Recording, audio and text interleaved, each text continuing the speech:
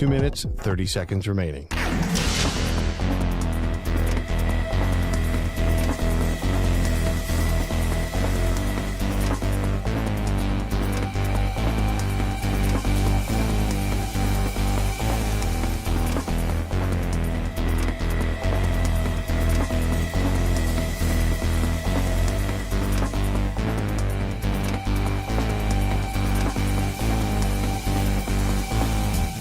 Two minutes remaining.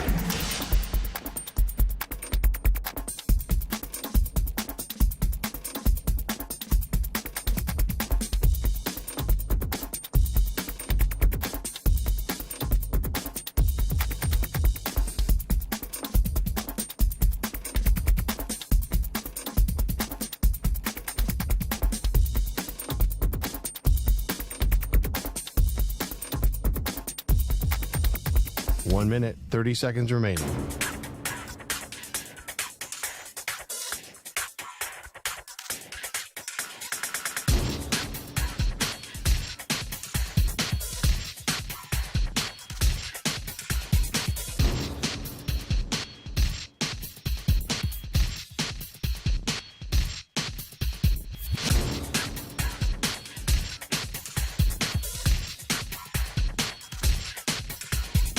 One minute remaining.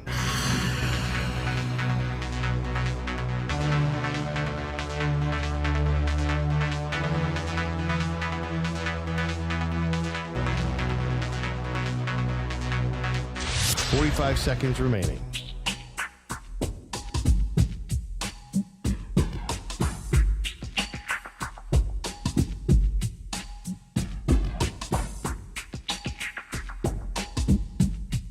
Thirty seconds remaining.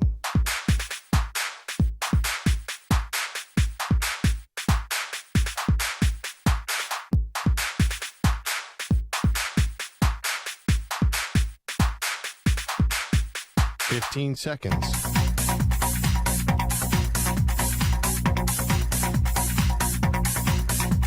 Break ends in 5 seconds.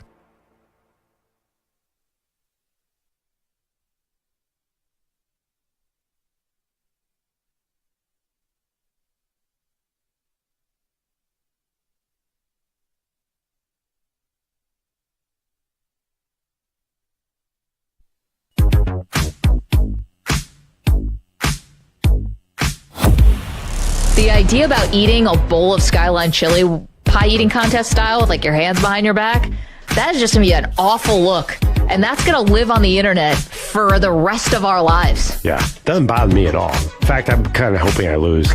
And you know when a baby eats spaghetti and the spaghetti sauce gets all over it? I'm just picturing that. Kids just like eat naked mostly for like the first several years of their life. I have all these pictures of my two girls when they were young. It looks like they were just like bleeding from everywhere. It was just tomato sauce over their entire upper half. It looks like a horror show. They are Maggie and Perloff on CBS Sports Radio. Perloff has been dying to get a takeout about Deion Sanders. We will do that. Hey, welcome to the show, Maggie Gray, Andrew Perloff. It is Maggie and Perloff for 2 more days here in the afternoon before we go to mornings on CBS Sports Radio. But Perloff, you're chomping at the bit about Deion and the Colorado Buffaloes, the big showdown against USC this weekend. It's not a take, it's a warning. I'm sorry. A warning. Just be careful. If you're on the streets of Colorado, of Boulder, be careful because there are going to be people jumping all over the place off the Colorado bandwagon. That massive. It is going to be. It's going to be an exodus like you've never seen. The 12 million viewers. Biblical? Yeah, everyone is going to get tired of this Deion story because Deion has raised the expectation so high. At a certain point, all these new fans are going to be like, well, why am I getting so into this if they're not a competitive team? So they have to be a competitive team. And when I say competitive team, this is Deion. Deion has raised the bar. If he's not going to win a title in the next 5 years in Colorado, then what are we doing here? What's the point of all this attention and all this hype? He has set a very high bar, and I think that that's a very dangerously high bar because it's hard to win a national title. Okay, but you have other coaches who are all-time coaches who we respect, who we think are great, who have not won national titles. Not in college football. Who? Jim Harbaugh. Ryan Day, Jim Harbaugh, Brian Kelly. Ryan Day is in big trouble in Ohio Big trouble. State. They just won in Notre Dame. And Stu's wearing his Irish T-shirt today. Stu, I don't know why you're doing that, but anyway, I just think support the team. Well, at least those guys are good coaches. They who got are to a lifer national coaches. title games, except for Harbaugh. Okay, those are good coaches who are lifer coaches and guys who have built respectable programs, and just because they haven't won a national title doesn't mean that people don't think they're great coaches. Are you seeing a national Lincoln bandwagon? Riley is another one. Is Ryan Day leading every single sports center today? Are people all talking about let's tune in for Ryan Day? Well, if he keeps calling out Lou Holtz. Well, that was actually pretty good, Ryan Day. But I'm just saying, all this whirlwind of excitement around Deion,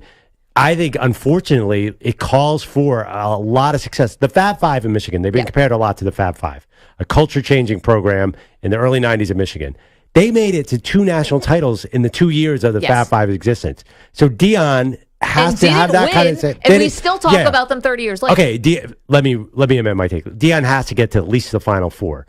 Well, it's going to be 12. Yeah, no, but he's got to go. He's got to get to the title game, win games in the college football playoff. And even so, I don't think the 12 is a guarantee because we don't really know what this program is. I mean, I think he has a great chance. He's got a lot of advantages, but Going I to do the Big think 12 next year. I just think that he talks such a big game that he's got to deliver a big game. So I think in the short term, if they get blown out by USC, which I don't think is a guarantee at all, if they get blown out in the short term, I think the interest is going to fall fast. I think that bus is going to empty out quickly. He'll still be very interesting, but I don't think. The celebrity list that we have for this week's game, I don't think it'll be anything like that at the end of the season unless they keep winning. Because I think that 3-0 start is what really kicked this into high gear. Yeah, it's like the best thing that could have happened to them, but maybe the worst because now the expectations are so high. But I still think you're going to get the celebrities. First of all, Deion's a cultural phenomenon. He has been since he played. A 2-sport athlete at that high level, how he was high-stepping, had his own dances, like all of the stuff that we've been watching Deion. Basically, my whole life, Deion Sanders has been a famous person in my life. He already brings that with him, which is the baggage that he calls Louis Vuitton, right? That he brings to the program. So he's always interesting just on his own. And now changing this culture at Colorado, I don't think there's like a clock that's ticking on Deion. I think he's forever interesting because there's so many different ways that this story can play out. It could just be success at Colorado. It could be him going to a bigger program. I mean, take it over at Alabama, take it over one of these bigger, at Texas A&M, who knows? It could be the NFL. It's not inconceivable he could be the next coach of the Dallas Cowboys. Like, we have no idea where this is all going to go, and that's what still makes this interesting. Meanwhile, I know Shador is getting knocked around and has taken 22 sacks so far in 4 games, and that is not good. They have to keep him upright if they have a prayer against USC, which most likely, USC is the number 1 scoring offense in the country. Caleb Williams is on a heater right now, and if they have a prayer, Shador's got to be upright. I think Shador still does go to the NFL, and we watch him on the next level. Like this, we don't know how this is all going to end with Deion. First of all, I think he's crazy if he leaves Colorado. Why would you leave this? He's shown that Colorado is a perfect place to attract Hollywood talent. It's really close. It's the hottest state in the country. One of them in Tennessee, basically. I think Colorado's perfect. He's going to the Big 12. Do you know how easy it is to get to the playoffs out of the Big 12? Oklahoma did it for a decade. Yeah. And then they got, basically boat race once they got to the Final Four. But Deion's going to kill those. He will not leave Colorado. Why would you go to the SEC? Why would he do that? Why jump into that pool when you have your own pool that you completely own? Money. I mean, money. I don't think he can. No. I don't know. Colorado, when they signed Deion, even said, they're like, do you have the money? They're like, we don't have it yet. We'll have it. Like, hey, can I pay you next Thursday? Like, that was the sort of vibe with Colorado where, can you imagine A&M? They could basically, if they wanted to, they could pay Jimbo Fisher $80 million to go away. Well, I'm just saying, if he goes to A&M, then it's just going to be another setup for disappointment because I just think that is a for instance. No, it's a great for instance. I honestly think they should watch A&M carefully because A&M could steal their offensive coordinator any day now. That's what I was. It's Bobby Petrino now at A&M. Well, I'm just saying, once they fire Jimbo, Sean Lewis is going to look awfully attractive at Colorado. Yes, he's going to get a bigger job. Well, I wonder, but there is a loyalty to Deion. I think Deion's got a great formula here at Colorado. I don't think he needs to change this at all. But I do think that he's bringing in all these fans who probably aren't the world's biggest college football fans, who are going to be like, well, we're going to win a title. Like, Deion's the best, right? So we're going to go 11-1 and be in the title game. I do think there are some fans like that who don't quite understand what a 5-7 season could do to all this. Okay, I think that if we're talking about people who now just love Deion or love what Colorado's doing, I'm not going to call those people casuals. I don't think that's right, because they could be big-time college fans. I'm going to call them bandwagoners. The people who have jumped on the bandwagon. I think they're on it for what Deion represents. I think they're on it for a guy who came in and turned around a program and a culture right away, and somebody who is doing things a bit differently. And I know Deion says, I'm old school. Well, it depends on your definition of old school. And he has a certain flash and panache and confidence about him that inspires hope clearly and that people want to follow. Right, and I think those people aren't leaving. Well, I disagree. And here's why. Because you can't say all those things. And I don't think this is definitely going to happen. But if you're 4-8, you can't say, you better catch me now. Like, you better catch me now before I figure this out. Is only going to work for so long. Like, you have to have a strong winning record at some point, or all those words are going to ring hollow. Well, I guess here's the question and the rebuttal to that. I think he's made Colorado an appealing destination. Sure. He's already shown he'll go into the transfer portal and he'll turn over the whole team. Right. Don't you think that he's going to continue to have all this great talent that's going to want to come to Colorado? I think he can figure it out. No, they could be really good, but I think this formula of turning over the whole team is not necessarily easy to win a title doing that. Like, you have a lot of new guys. I think that it's going to be interesting to see how he plays this. Like, is he going to build an offensive line and defensive line? You can't get 70 new players every year and build anything. No, I know, but it's going to be really weird. So the other thing, too, is college football is a very reactionary sport. Other teams are going to try and replicate his formula too and go heavier. I mean, Lincoln Riley, but they don't have the panache that. Well, I mean, USC brought in a gigantic recruiting class, transfer class. Because Lincoln Riley had a high profile, right? And it only worked to a certain extent. It hasn't been proven that yet. I don't think, maybe I'm wrong, but you can't necessarily bring in 70 transfer portals and have an instant team. So there's no excuse not to try now. Well, Georgia definitely uses transfers, but I don't think they, it seems like there's a mix. You have to build a team as well. And also, Deion will be the first to tell you, you clearly have to build the trenches. I'm not sure that that's necessarily, I think a transfer portal, I think a wide receiver, I think of Jordan Addison. Yeah. I think of Travis Hunter. I don't really think of the meat and potatoes thing. Whatever Georgia's doing, that's the thing. As good as he gets, is he going to be able to beat Georgia? Is he going to be able to beat when Alabama figures it out? Is he going to be able to beat Ohio State and Michigan? There's a lot of mountain left to climb, and I feel like some people act like Deion's already at the top of that mountain. Well, I think Dan Lanning, the Oregon coach, my Ducks, of course, as I'm on the bandwagon this year for Oregon, picked a heck of a year, by the way. Dan Lanning, I thought, summed it up when he talked about Deion's impact, and this is after the game, after they beat them 42-6. I'm also grateful and can clearly acknowledge that the attention that we got this Saturday, in large part, was due to Deion and what he's doing to college football. And if anybody can't see what he's done for college football and how he's bringing excitement to college football, you're crazy. He's done a lot for the game. He's building something over there. I think that's really, really clear. The dude's the king of the sport right now. And so anything about transfer portal or he's going to have the pick, I think people are really, they're buying what he's selling, clearly. When you say he's the king of the sport, what does that mean? I think that if you had all the coaches in one room, like a big coaching convention for college football, I think Deion's the most popular guy in that room. Definitely. But does that make him the king? Yeah, I do. I think the king of the sport is whoever's holding that glass egg. Is that what they have? Oh, that crystal football? Yeah. They don't have that anymore. I think there's a reason Nick Saban is... Nick Saban, because he has multiple ones of those. Honestly, Deion might be the most popular. He's certainly going to be the most covered, but I think it's different. You got to win a title. I mean, Coach K is not Coach K because he's got a funny last spell. You got to win a title at some point. And I think Deion, when I say the clock's running, Deion's he keeps raising the bar. At a certain point, this has got to work. I mean, Fab Five, if you want to make that comparison, they made the national title game the first 2 years. That's incredible. Is Deion anywhere close to that? No, but they didn't win. Yeah, they made the title game. They didn't win. Maybe the national title game in college basketball, Deion, his team might be 500. Who knows? Brian Kelly got to the national title game with Notre Dame, and they got destroyed by Alabama. Right. People still love Brian Kelly. He's still got $100 million to go to LSU. Like, yeah, I mean, Jim Harbaugh went to the college football playoff and lost to TCU. People still hold him in high esteem.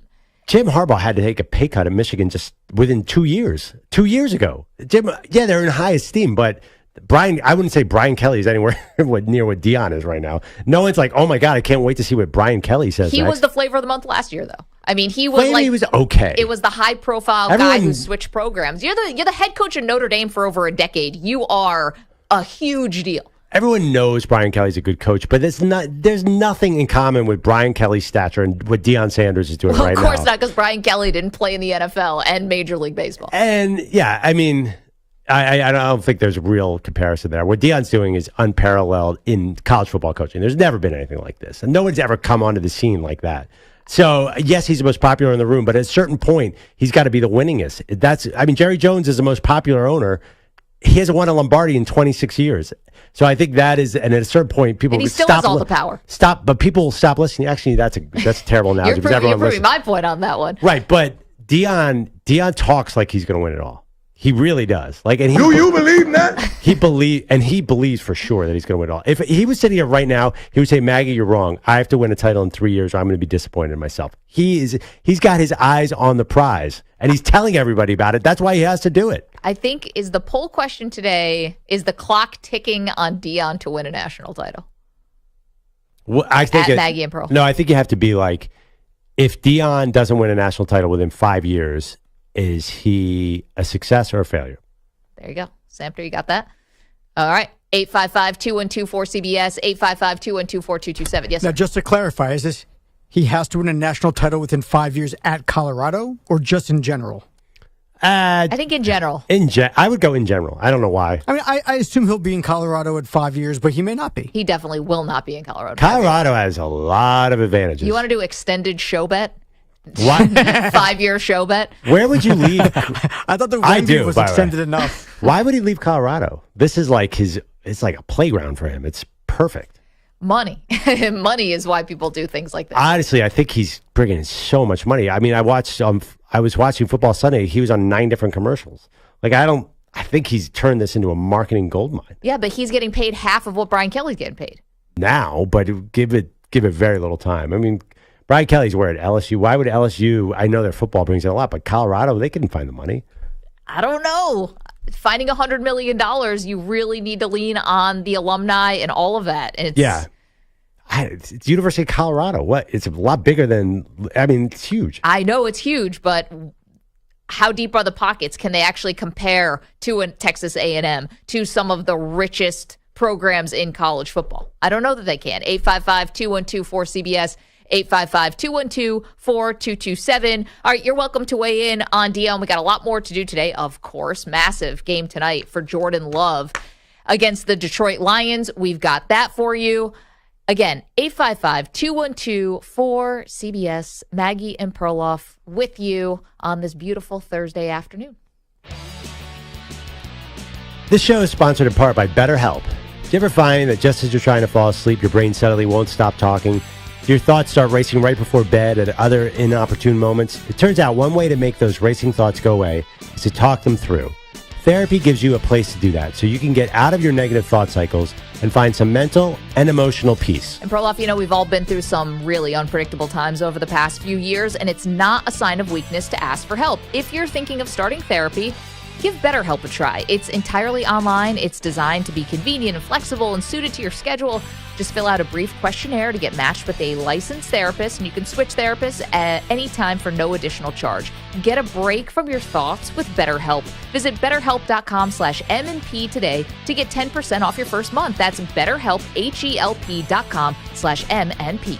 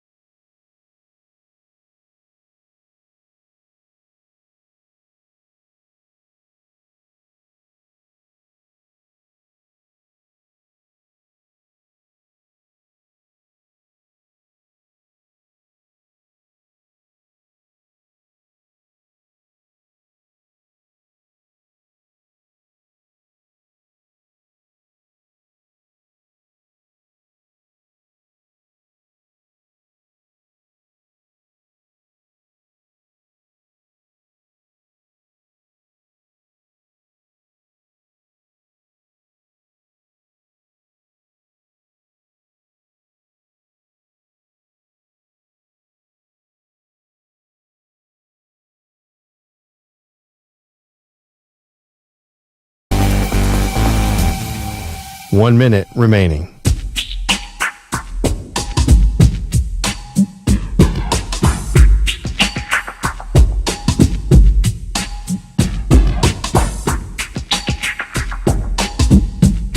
Forty-five seconds remaining.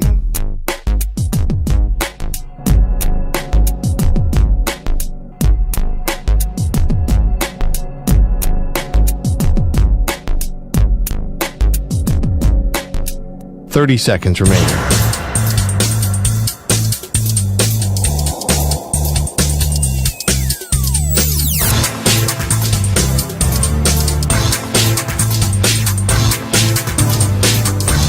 Fifteen seconds.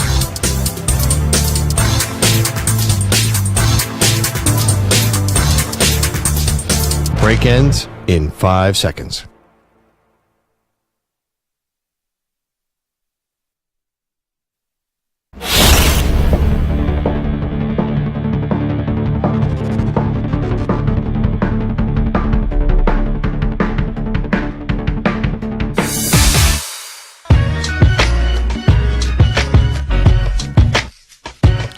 You can stream the NFL on Westwood One for free, sponsored by AutoZone. All season long, you can listen to every Westwood One broadcast of the NFL live on the NFL app by asking Alexa to open Westwood One Sports or on the Odyssey app. Get in the zone. AutoZone. The free AutoZone Fix Finder service can help you find a fix for free. Get in the zone. AutoZone. Restrictions apply. I have, by the way, I've done some work. I've been on the recruiting trail. Oh, yeah. If Shedeur Sanders does go to the NFL, I have their next quarterback. Oh, good. Because I'm assuming Deion gets a choice of anyone he wants in the country. Yeah. Who's not starting. Now, Arch is not going to go to Deion because I think Arch committed to that's something. No, I don't think that's going to happen. But his backup, Malik Murphy, I think could be even better than Arch. He was a huge 4-star recruit. I think he was a 10th quarterback. He's just going to be sitting there at Texas. So I think that I've already scouted it. He'll fill in for Shedeur. And Deion, by the way, I was saying negative things about Deion in the last segment, meaning he's got to win a title or it's a bust. I saw him do this thing. He's been getting all his players into national ads with him. So he has a cheat like code his on kids. Well, not only that, he put a running back into an almond ad who's not his kid. So he's got this NIL cheat code so he can build this amazing team. I'm not doubting that. The problem is that I stated is that Deion has set up this system now where he's kind of got to win a national title. Otherwise, how long can he talk like this? Yeah, see, I think other coaches are known as prestigious coaches in college football who have not won titles, like Jim Harbaugh and Ryan Day and Brian Kelly, and they're big figures in the sport. They run huge programs. They get paid tons of money. And yeah, there's pressure on them to win, but just like everyone else. I think Deion's just kind of like everyone else in that sense. Brian Kelly's out there telling everyone, you better catch me now, or what are you talking when about? He's not faking accents, maybe he's talking tough. 855. I love that he's putting people in almond ads. If things don't put the work, running back in an almond ad. If things don't work out at LSU, Brian Kelly could get the Colorado job after Deion leaves. Then he'll try and do his Deion impersonation. Oh boy. Let's go to the phones. 855-212-4CBS. Chris is in Michigan's got a thought for Deion. Hey, Chris, how are you? Hey, love the show. Thanks for having me on. I'm excited for when my alma mater, the Michigan State Spartans, steal away Deion Sanders just as they did Mel Tucker and then ruin his career. Oh, boy. I don't think, Chris, thank you so much for the call. Who touches Michigan State right now? Can I make a suggestion? But this was all Mel Tucker. If this is all these allegations and stuff. I disagree with that. It's rotten. No, it's that program. It's like they clearly do not do good character checks on their employees. No, but Tom Izzo is running a good side of the program. I mean, not it's publicly embarrassing. There's no good side of college basketball. Well, I mean, because you and that doesn't exist. And a lot of people now know how the sausage is made, but there hasn't been public scandals, unless I'm not remembering something, with Michigan State basketball. Well, that's a good point, but still, it's definitely a disgusting program. I mean, they honestly, I've read columns that they should shut it down, and I don't know what they're doing there. But my only suggestion is when they bring in a new coach, it has to be about character, and character. Wasn't it about that with Mel Tucker? Was it? I don't know. I think everyone says that. No, because he was winning a lot of football games. I think it was, this guy can coach, he can recruit. We want him in here. I don't remember. I actually don't know why they brought in Mel Tucker. I know he was a hot candidate. Yeah, he definitely was a hot candidate. But I don't think it was because of character. I think it was because he can win a lot of football games and he can recruit.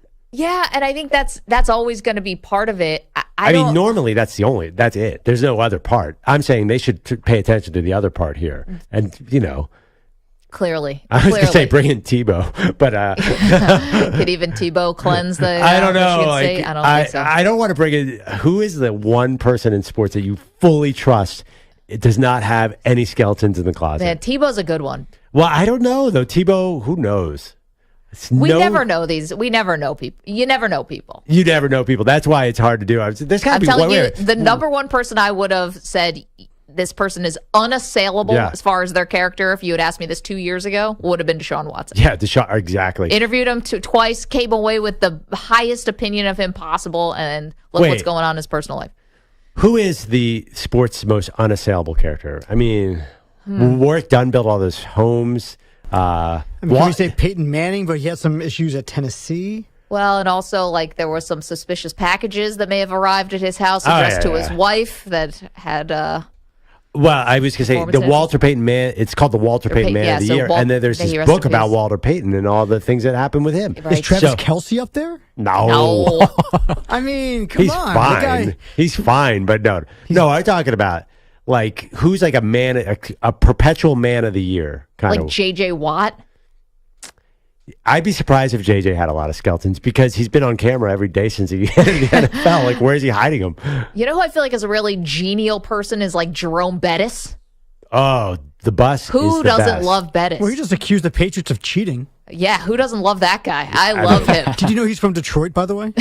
And that's crazy. They had the Super Bowl there. Oh, my goodness. He was there. So I know. It's like Ryan Fitzpatrick went to Harvard. Do you know Jerome Bettis and Carol Perloff once had a 25-minute conversation in the green room of the Dan Patrick Show? I thought you were going to say a fling, and I was whoa. Well, I don't know. Maybe Jerome Bettis is not unassailable. I don't know. I know I come back in the break, and they're in a deep conversation. I'm like, my mom is talking to the bus.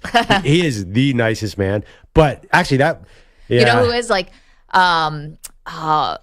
Archie Griffin? These guys are, but he's a little older at this point. Yeah. I mean, listen, if you're a coach, you're a born liar. I mean, you're recruiting. You're going out to homes and saying that my team's the best. You're going to get playing time. Two lies. Can't put a coach on there. Yeah. No, we're trying to hire a coach from Michigan State. Yeah, but we got to think outside the box. Okay. It's got to be someone who comes from the outside. I just can't see Mr. Jacksonville, Florida, Tim Tebow going up to Michigan State. That's just like he doesn't feel like a winter coat. Yeah, he does not feel like a Big Ten coach. Can you go shirtless as a Michigan State coach and run in the rain like that famous Jets? Yeah. All right, we'll find the perfect man here. Who's got the unassailable character who could take over Michigan State? By the way, Andrew Luck coming out of retirement. He's doing some coaching. He's like ride a bicycle over there. Yeah, with the Army uniform on. Yeah. Does Michigan State call Deion? By the way, I think everyone's called Deion.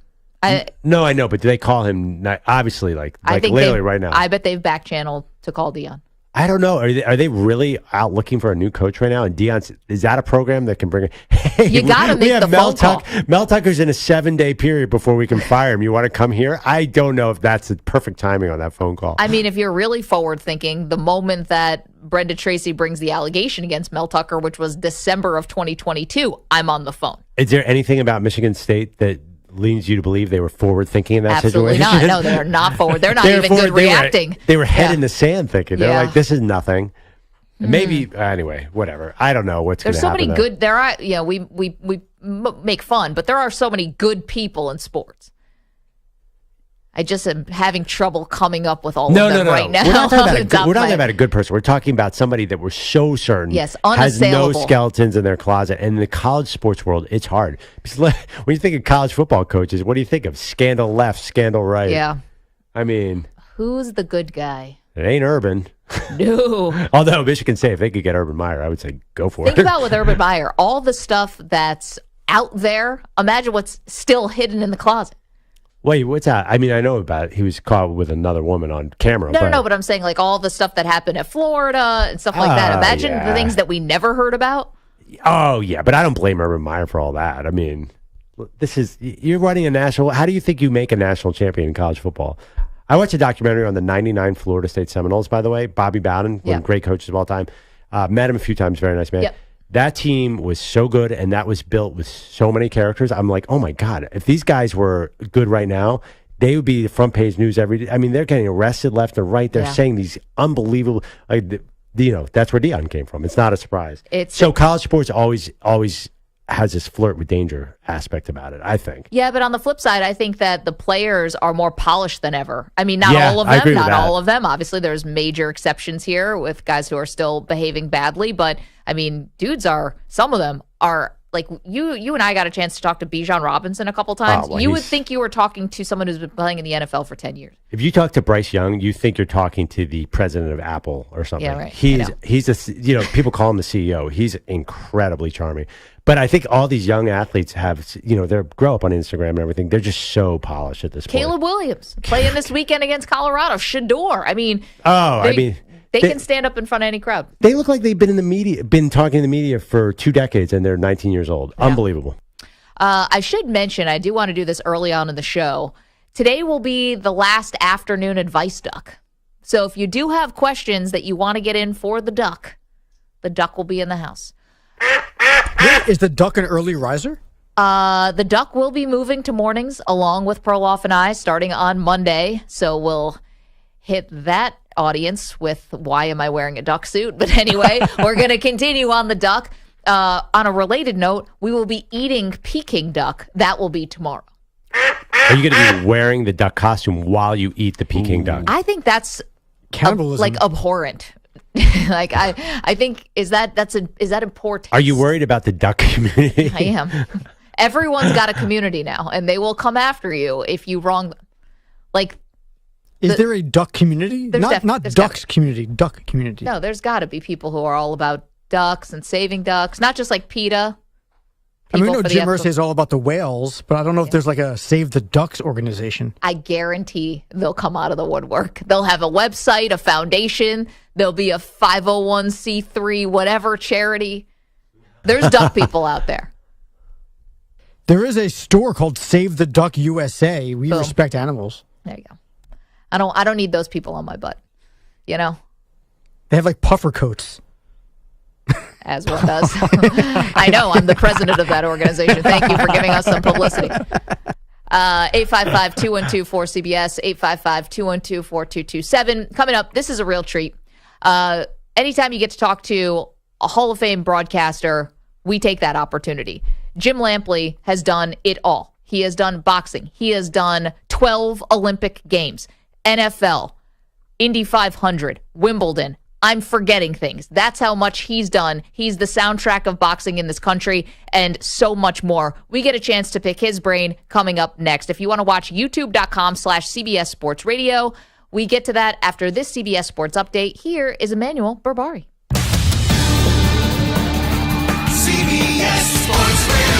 Sports Flash. And guys, we're sponsored by Progressive Insurance. Progressive makes bundling easy and affordable. Get a multi-policy discount by combining your motorcycle, RV, boat, ATV, and more. All your protection in one place. Bundle and save at Progressive.com. Reinforcements for the start of Week 4, Thursday Night Football. Lions marching into Lambeau Field. They'll have running back David Montgomery, left tackle Taylor Decker suited up, good to go. Montgomery coming back from a thigh bruise, suffered Week 2. Decker's been out since Week 1, dealing with a high ankle sprain for head coach Dan Campbell. I think when everybody's just doing their part and we're staying disciplined to our responsibility, then everybody gets to eat, and if we don't do that and we're not all totally in tune, I think it can make it hard. For the Packers, they couldn't lock down a playoff spot Week 18 last season. Last time Lions came into their building, but new QB, new personnel, and Green Bay welcomes back wide receiver Christian Watson. Running back Aaron Jones tonight. Watson and Jones have been battling through hamstring problems. This will be Watson's season debut. I'm Emmanuel Berbari. Looking for CBS Sports Radio online? Your favorite hosts and the best sports content and entertainment are available 24/7 on social media and YouTube, and in the palm of your hand with the free Odyssey app.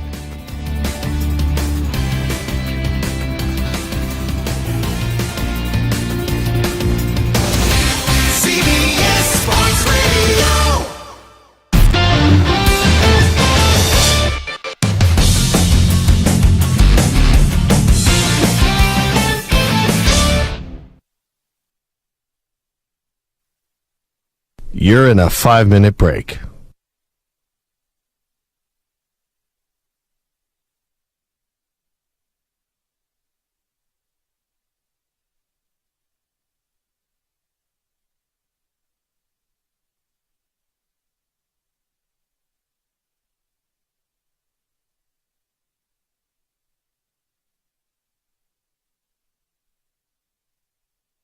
4 minutes, 30 seconds remaining.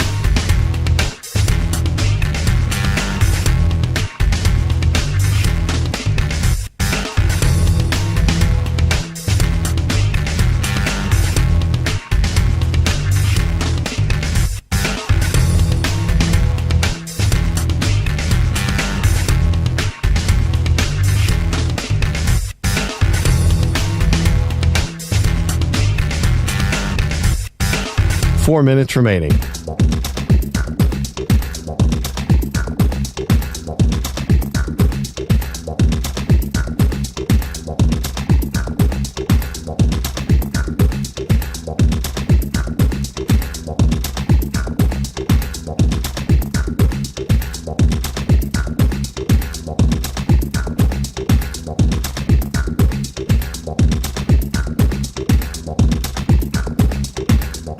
Three minutes, 30 seconds remaining.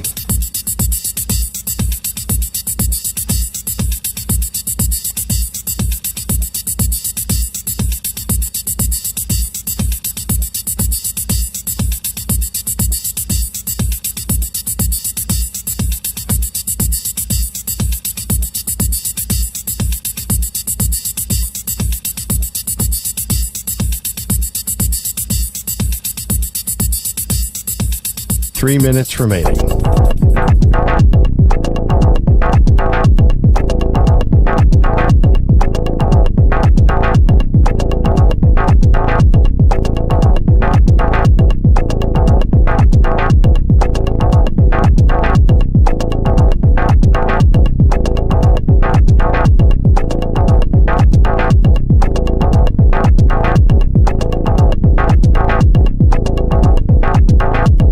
Two minutes, 30 seconds remaining.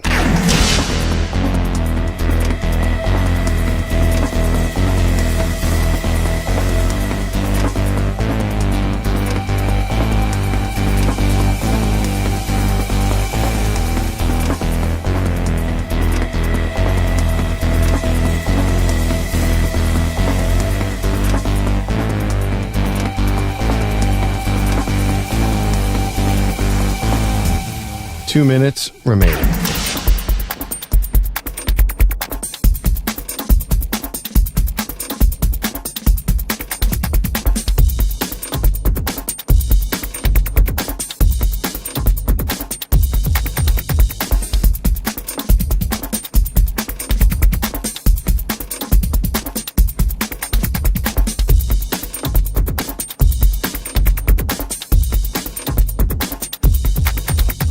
One minute, 30 seconds remaining.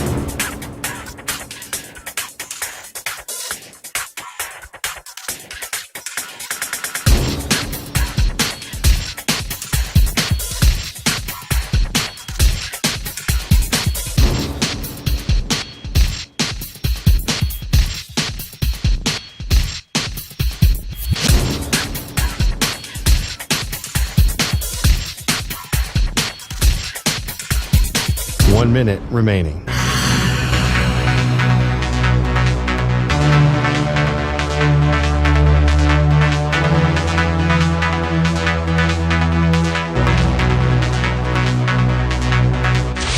Five seconds remaining.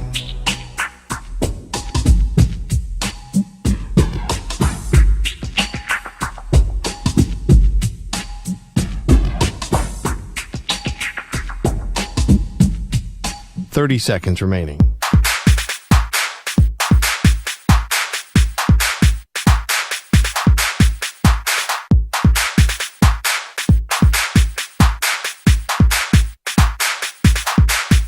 Fifteen seconds.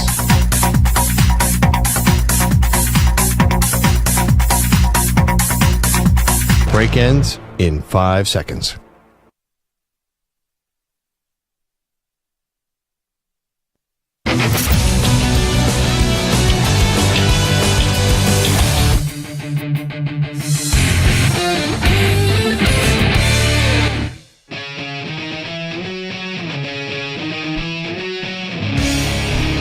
Welcome back to Maggie and Perloff. We get back to football. Deion Sanders, Colorado, taking on USC this weekend. Lots of NFL. We take a pause from that for a moment. Got a massive fight coming up this weekend. It's Canelo Alvarez against Jermell Charlo, and a very cool thing happening on ppv.com. Live streaming action Saturday, September 30th at 8 p.m. Eastern. And what a treat. Hall of Fame broadcaster Jim Lampley is going to be a part of it, which is so cool. And Jim is good enough to join us right now. If you want to watch, youtube.com/CBS Sports Radio. Jim, it's Maggie Gray and Andrew Perloff. Great to see you. Great to have you back on a big-time fight. Well, thank you very much. I genuinely appreciate that compliment. It's been a terrific thrill already to be here for a couple of days in my former second home, the MGM Grand Hotel in Las Vegas. Yeah. Walking the hallways, going into the media room, reconnecting with people who, for the most part, I have not seen in 4.5, 5 years.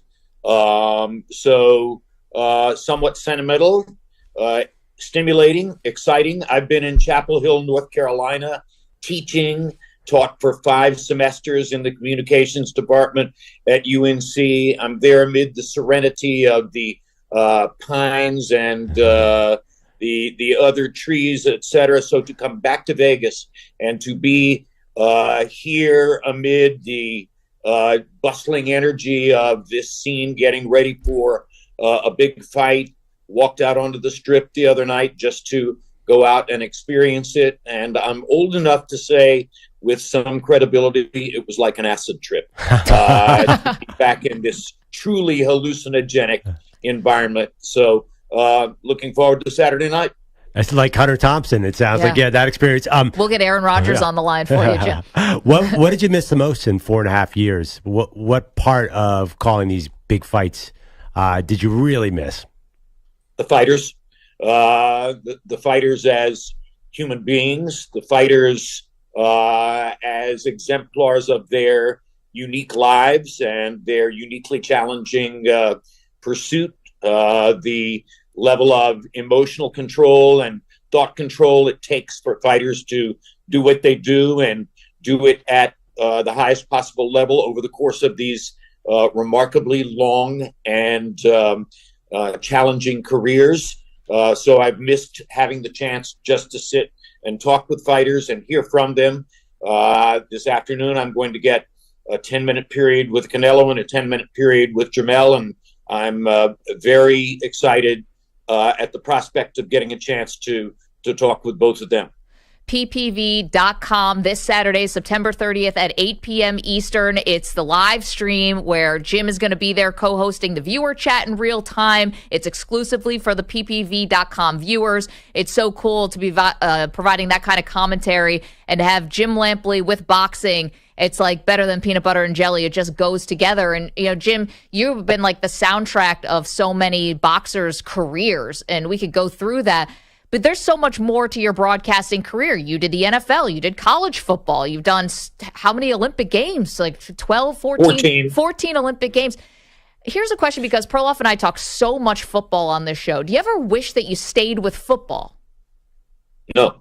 If I, quote, stayed with football and made that my exclusive focus, I wouldn't have gone to 14 Olympics, and I wouldn't have called all the prize fights that I called. And I'm not saying that I don't love football, but eventually, organically, through bizarre career circumstances, I wound up as the blow-by-blow voice of ABC sports boxing coverage, somewhat as the inheritor to Howard Cosell in that role. And then from there, I ultimately migrated to HBO at a period when HBO was very clearly the broadcast pinnacle of the sport. And I say that not to denigrate Showtime. They certainly came after us in a big and exemplary way as the years went by. But at the moment I went to HBO, it was the shrine of televised boxing. Yep. That was the best and most coveted chair in that particular pursuit. And I got it.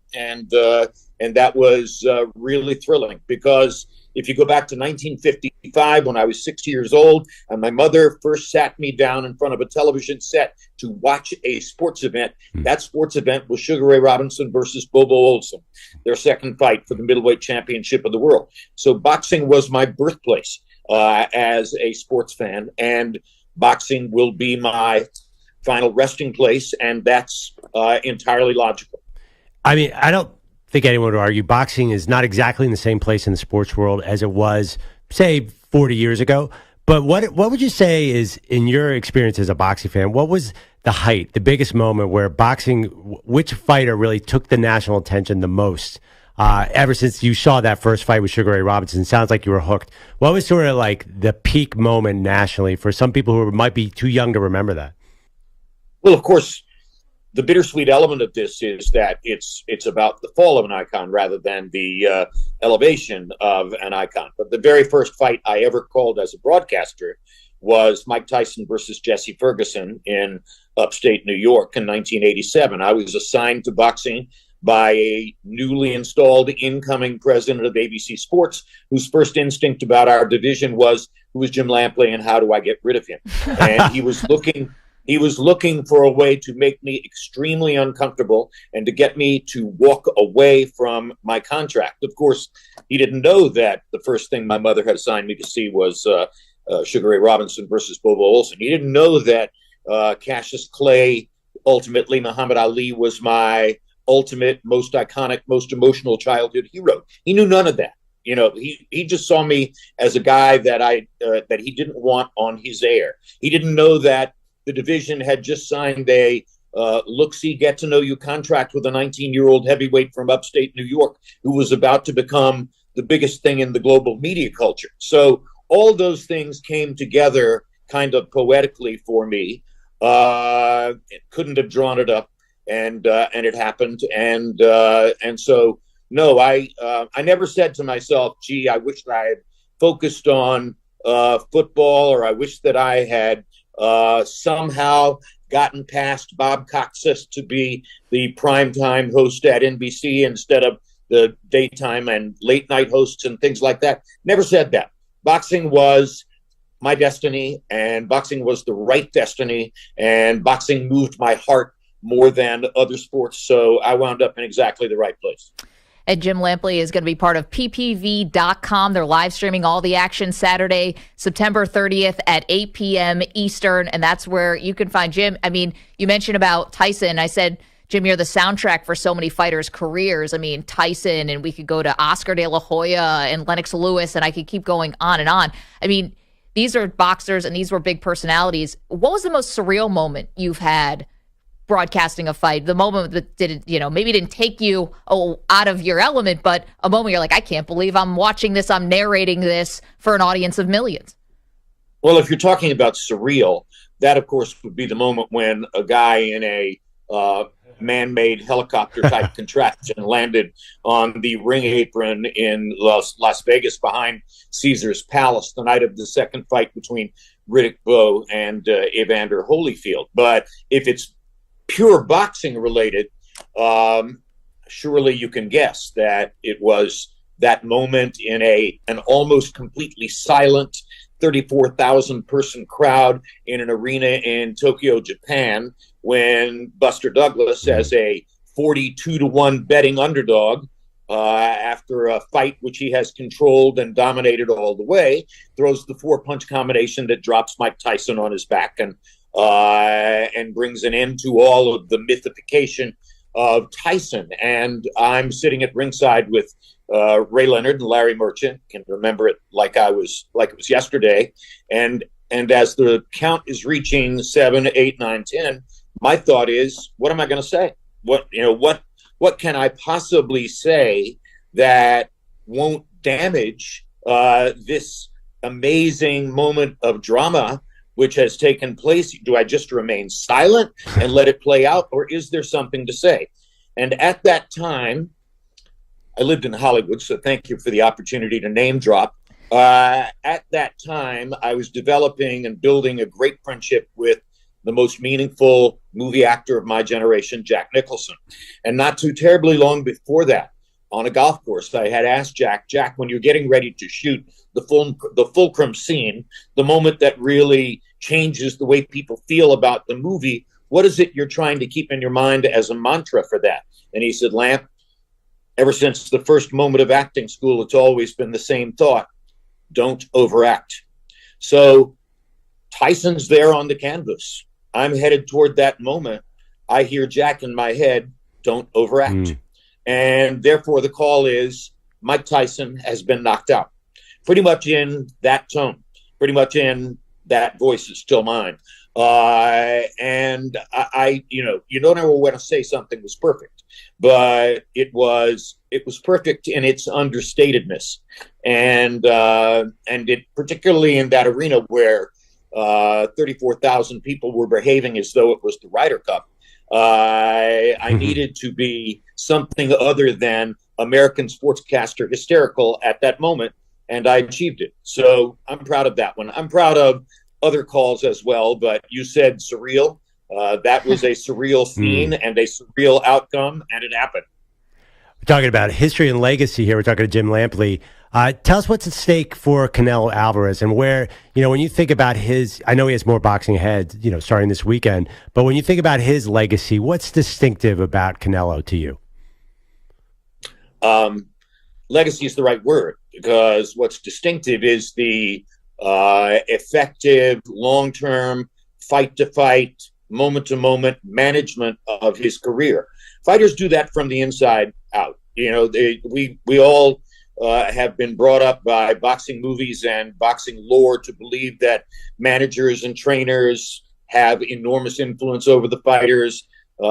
Tyson was purely the product of Cus D'Amato. Ali was the product of Angelo Dundee, et cetera, et cetera. I don't believe that. It's an extremely deeply personal, insular sport. Canelo is where he is and where he was as the result of decisions that Canelo has made all along the way for a very long career. 59 wins, 2 losses, and 2 draws. And by the way, how's this for a coincidental perspective statistic going into this fight? He's 59, 2-2. Tramel Charlo is 35, 1-1. Added up, 94, 3-3. They have had 100 fight results between them. They are 94, 3-3. So think of the consistency of that over a long period of time. Think of the day-to-day training devotion it takes to get to that. And that's what I'm focused on going into Saturday night is who is Canelo now? And after everything he has invested in this and everything he's put into this, he made a matchmaking mistake in fighting Dimitri Bivol. There was nobody in the Western world who was clamoring for Canelo Alvarez to fight Dimitri Bivol. He didn't have to do that. I don't know who talked him into it, whether it was him or somebody else. But you fight somebody who's longer, taller, fundamentally bigger, has an Olympic gold medal, has an immaculate professional career, has all the craft. Why do you do that? I'm not sure what it was that prompted him to do that. And from the first moment that they're in the ring together, you can see, matchmaking mistake. He must have underestimated exactly what this is. So now that knocks him out of the number 1 pound for pound perch. Did Canelo want to retire number 1 pound for pound? No question in my mind about that. Does he also want to retire as the number 1 greatest Mexican fighter of all time? No question in my mind. He's an extremely proud man. So now he has put a chink in that armor. He's kind of threatened those identities. And he needs to do whatever he can at this stage to begin to regain those identities before retirement arrives, because it's going to arrive. It's somewhere down the road.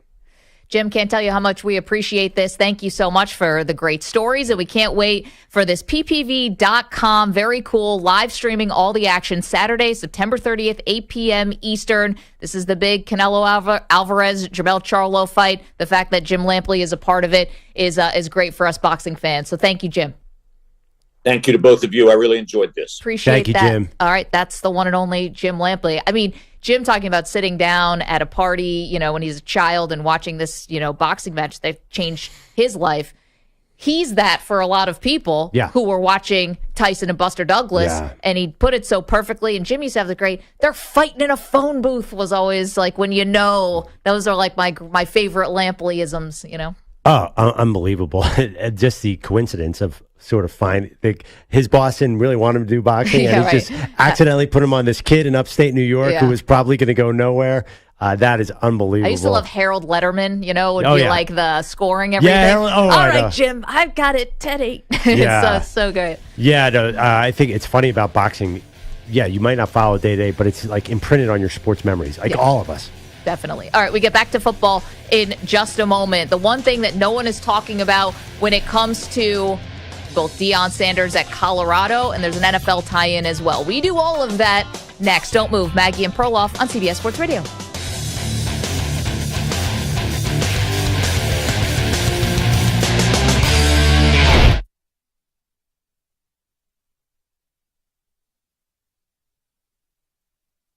You're in a 5-minute break.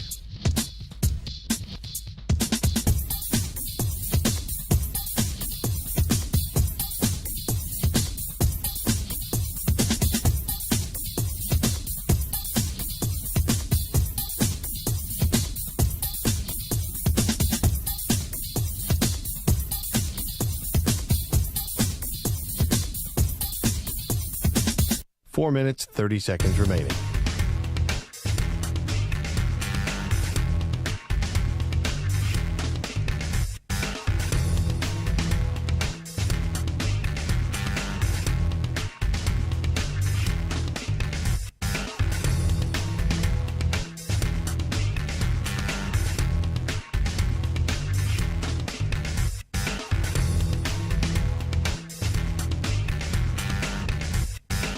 Four minutes remaining.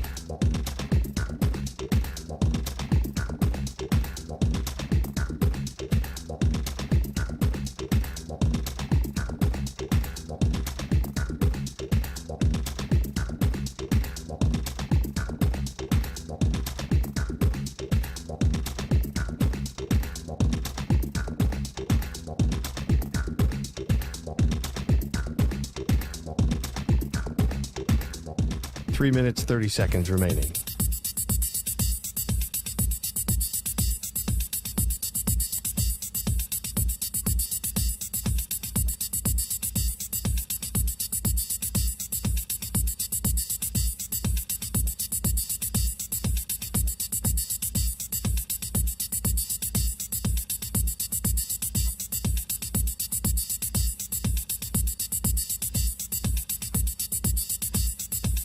Three minutes remaining.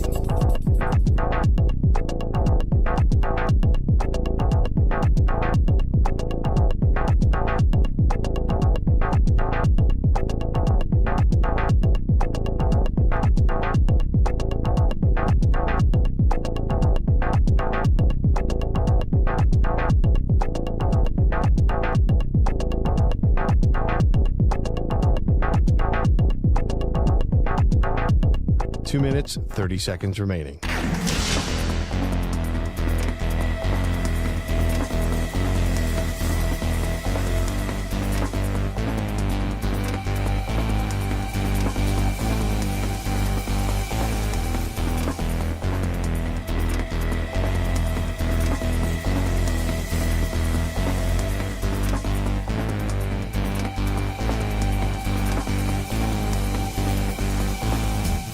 Two minutes remaining.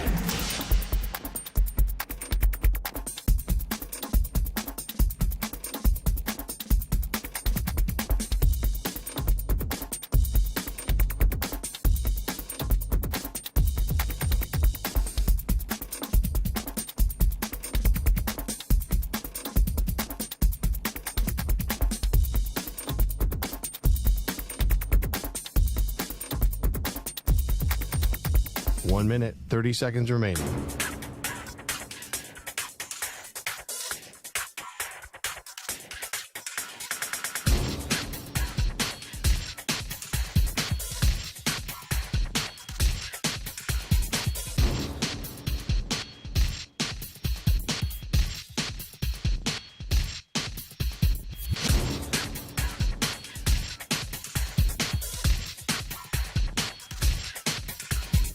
One minute remaining.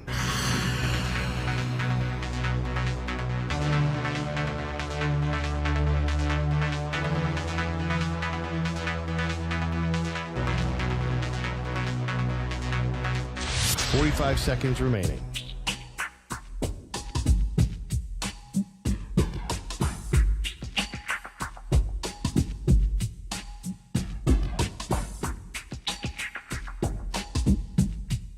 30 seconds remaining.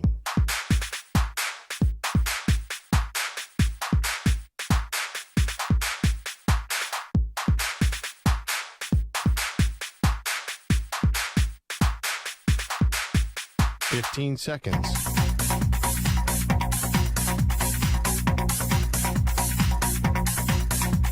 Break ends in 5 seconds.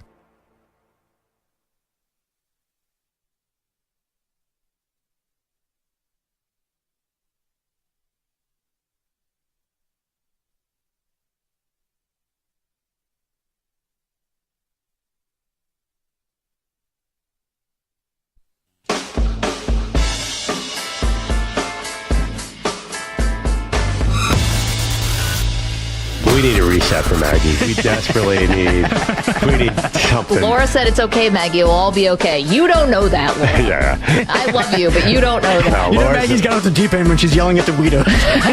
No. Laura's perceptive. Today is more of an intervention than a radio show. No. Deep breath. She's doing breathing exercises. I want a camera on Maggie when Drew Gilbert hits a grand slam to win in the divisional round, and I just want to be there and say, I told you. 7 years. Yeah. In the year 2030, when I've renounced my Mets fandom for good. I'm just kidding. I can't quit you. They are Maggie and Perloff on CBS Sports Radio. Big night for Jordan Love. And Jordan Love alone. Hey, welcome to the show, Maggie Gray, Andrew Perloff. I know there's other people on the team, the Packers, but to me tonight is really all about Jordan Love. Excited for Packers-Lions. It's in Lambeau. It's Jordan Love's second start, as the starting quarterback in Lambeau Field. And last week, Perloff probably couldn't have gone worse for him through the first 3 quarters and then better for him in the fourth quarter. 18 unanswered points. Jordan Love ends up coming back against the New Orleans Saints. It ties the biggest comeback in the history of the Packers, so over 100 years of history, and Jordan Love does this basically in his home debut. And I think that it probably was a bit of a sigh of relief for Packer fans. And now here he gets this big stage all to themselves. This is the only game on tonight, obviously. And the other part of this I think is worth noting is because of Aaron Rodgers' unfortunate injury, you don't have Packer fans who are peeking over at what's going on with the Jets every week and maybe even subconsciously measuring Love against Rodgers. He really gets the stage here. Yeah. Can he build on what happened in week 3? Well, I got to tell you, be careful, because I'm a Jordan Love guy. I'm a Jordan Love fan. But first of all, his weapons are terrible. Well, it looks like Christian Watson's coming back and Aaron Jones is coming back. Probably Aaron Jones. Christian Watson, I saw Jordan Love put one right between his numbers in preseason. And what did Christian Watson do? Drop it. He is soft. I'm not sold on that guy at all. Honestly, Love has not looked as good as I had hoped he'd looked. And the funny thing is, they could easily be 1-2. If Dennis Allen could coach at all for New Orleans, they'd be 1-2, and Jordan Love would have a 50% completion percentage, and people would be panicking. So I don't think people are looking at the whole picture of Jordan Love. He was 22 for 44 last week.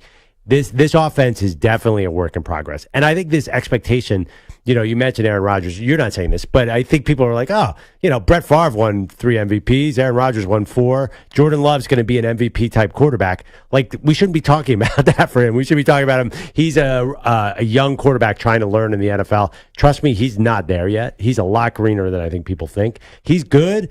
But we're not seeing Aaron Rodgers' DNA. It's not like an Aaron Rodgers facsimile at all. So I hope people tuning in tonight realize that he's closer to Justin Fields right now than he is to Aaron Rodgers. Numbers-wise, unfortunately, you're right. It doesn't look that bad. And he does have a little bit more of a built-in excuse, I think, because weapons have been gone. His left tackle has been gone. His whole team has been gone. Okay. Exactly, yeah. But here's the thing about Jordan Love. Yeah, this is a big moment because you're right. It doesn't look like Rodgers. It doesn't look like it could be on that trajectory where you get back-to-back-to-back Hall of Famers. That was going to be crazy anyway if that had ever happened. But this is a chance for Jordan Love, I think, to show that the organization chose right, that the organization was smart in what they did, which is not squeeze every last little bit out of Aaron Rodgers, but to finally give over to this youth movement. Totally. Now, I'll say one more thing. Jordan Love's been sitting behind Aaron Rodgers for 3 seasons, right? I thought it would look better out of the gate because this isn't like you're a rookie. who's coming into the NFL. You actually have had these moments. You've gotten in some game action. You should have chemistry with these guys. You should look much better than 53% completion percentage through 3 games. That's not fair, though, because his team is young or injured or there's nothing around him. I think, honestly, I don't think tonight should be a big game on Jordan Love. I don't think anybody should be judging Jordan Love after tonight. Good luck. I think the team is super young and building something. Like, I don't think this is a year for Green Bay. I think it'd be great if he won. It'd be great if he looked good. But don't discount his future just based on this year. I mean, Aaron Jones might play, but he's probably not going to be 100%. This receiving core is still super, super young. Okay, his but tight end is young. Everybody's young. And the offensive line is always injured. So don't judge him after tonight. That's all I'm saying. Okay, but here's the thing. This should be a playoff team in the NFC. Why?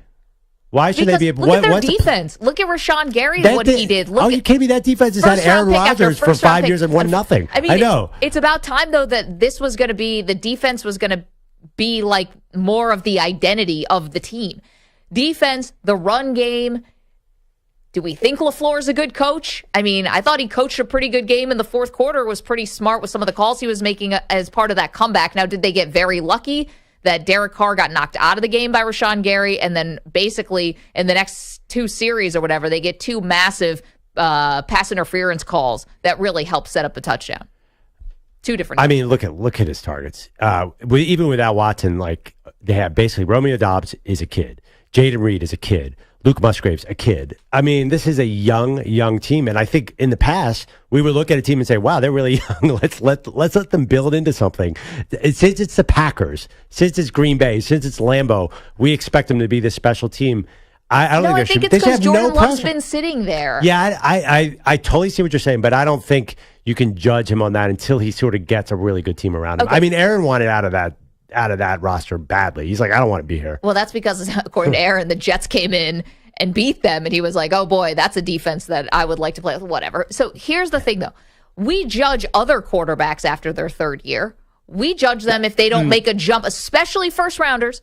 We judge them if they don't make a jump from year 1 to year 2. And then we really judge the hell out of them if they don't make a jump from year 2 to year 3. Well, come on. You can't judge Jordan Love. He's been on the bench. I think it's fair to expect more from him. Well, again, he's coming off of a really great moment, which is the comeback in front of the home crowd. He's been totally fine. He's been adequate. But there's going to be probably some lumps with this team because they're really, really young. I mean, Bakhtiari's holding on by a thread. David Bakhtiari, their left tackle. There's a reason Rodgers didn't demand that Bakhtiari come to the Jets. Right. They've been a playoff team for the better part of how many decades now? This is a rebuild.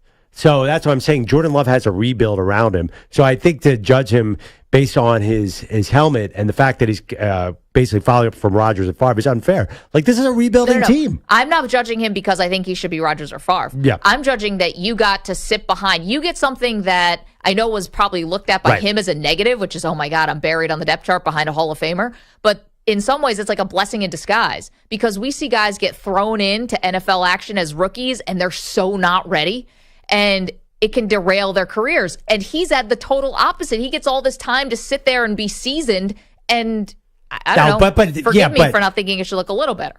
But here's the thing. Rodgers he was throwing to Devontae Adams. Where's the Devontae Adams in this formula? Jordan Love, I think they're looking at this team and they're trying to build a team organically, that'll be a 2 or 3 year project. I think the early wins, the fact that they're 2-1 is a little deceiving. I think this is really a rebuilding team. You know what? They might win games because you have a great point about their defense. They have first-round picks everywhere. And Rashawn Gary's finally healthy. So they have a lot of great players on defense. I don't know. I think Jordan Love throws such a beautiful pass. I like watching him. I just don't think he's going to be an MVP candidate and look like he's figured it out. And he's 24. He came in the league young. Yep. 24. I mean, we're watching college football guys on Saturday who are 2 years older than him. How old is Sam Hartman? Is he 26 or something? Yeah, I think Sam Hartman coached Jordan Love. And, he used to babysit for Jordan Love.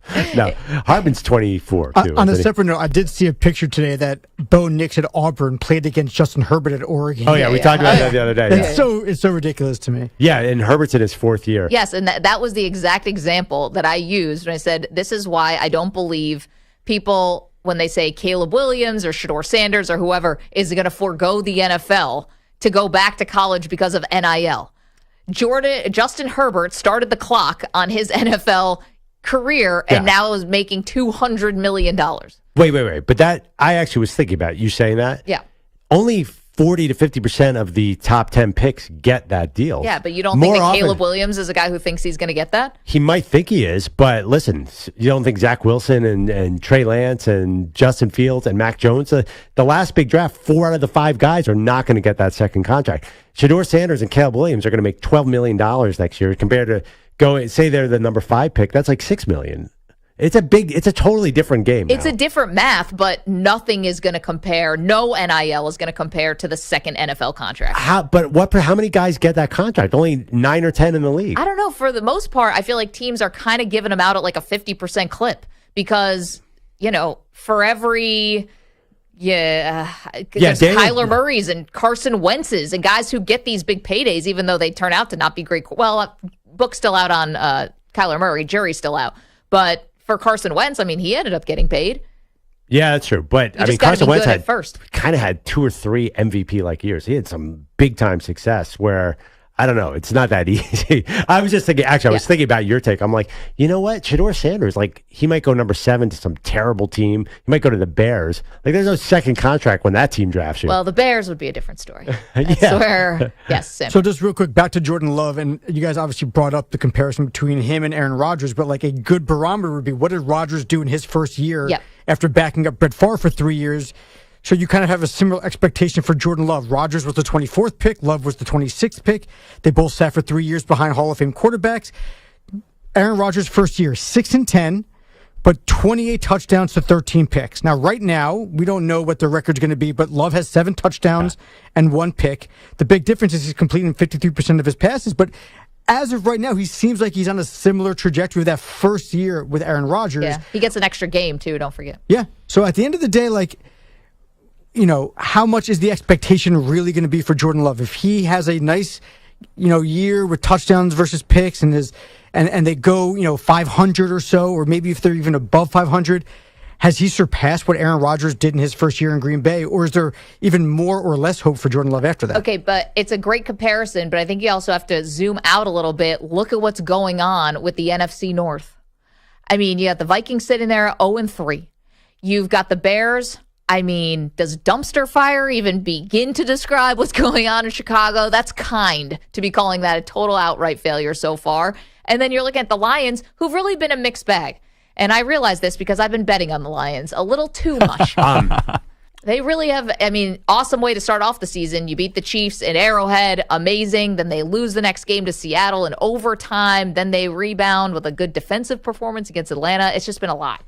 I totally see what you're saying. They could sneak into the playoffs. But I think it's a different scenario than when Rodgers came in 2007. First of all, no one knew about this Green Bay legacy chain thing because Favre took over for Don Majkowski. So there was everyone's well, if you're a Packers quarterback, you have to be a Hall of Famer. Also, 2007, the hype was not the same. And the NFL right now, 4 weeks in, Jordan Love should have figured out everything and be a superstar quarterback. Are you kidding me? 4 weeks, he's 2 weeks overdue. He's I just think that the hype now is so different. Nobody had expectations for Rodgers like that when he came in. I really don't. Maybe they did. I don't remember it. But I feel like Rodgers came into a way to he could grow. We didn't know Rodgers was going to be Rodgers back then. And the thing is, we expect Jordan Love to be that now. It's a great point. 855-212-4CBS. Our pal Mo is in San Diego, wants to talk about Deion Sanders, who we mentioned, Colorado, USC this weekend. It's going to be a big game. Hey, Mo, how are you? I got a lot to say. I'm going to tie all this together here. First of all, you guys are butthurt. I've been talking on Sports Talk Radio forever. I find you guys. I like you guys. And you guys ditched me for a morning show. I can't believe it. No, Mo. Now I got to go to the club and get out at 3:00 in the morning just to get on the radio. Well, we were looking forward to. Yeah, we want to hear you at 3:00. That'll be great. We're gonna like you even more when you're at 3:00 in the morning. Listen, you're right. We are moving to mornings, and it's bittersweet because we've found a community here in the afternoon. Of course, with Samter and Stu being a huge part of that also, and bittersweet because. Yep. We're getting to step into something different, but we hope you'll come along with us. Yeah, I'll do my best. Of course, props to you guys for making that move. That's a big move. That's a big primetime move. So I'll tie this together here, Perloff. So we gotta give Jordan Love some time because Well, he needs time to show what he can do. I know where you're going. But if Deion doesn't win a championship in the next couple of years, then that's a failure. Mo, I stand and applaud for you. Yeah, Mo, great point. You here on this, bro? Like here's like he 2 years ago he was at Jackson State. Yeah. Now you're saying the goalpost has moved to if he doesn't win a championship. Do you know how bad Colorado's franchise was compared to what Green Bay has been doing? Jordan Love walked into a great situation compared to what Deion has, and you're telling me Deion has to do that, or else he's going to lose his fan base? Okay. He's done exactly what you wanted him to do, which is create such a stir that the standard has changed. He doesn't have to get 80 people from the transfer portal because he already has good talent. Now he only has to get 20, and now he can get recruits. He doesn't have to do that. That's the equivalent of when you flip a house, you have to do a full demo. He's done the demo. He don't have to do the demo again. It's like remodel the bathroom. Okay. It's like put in a new kitchen. That's all. Mo, we have a poll up. You on this, brother? Mo, we have a poll up. If Deion doesn't win a national title in 5 years, will he be considered as a success? Now you're saying.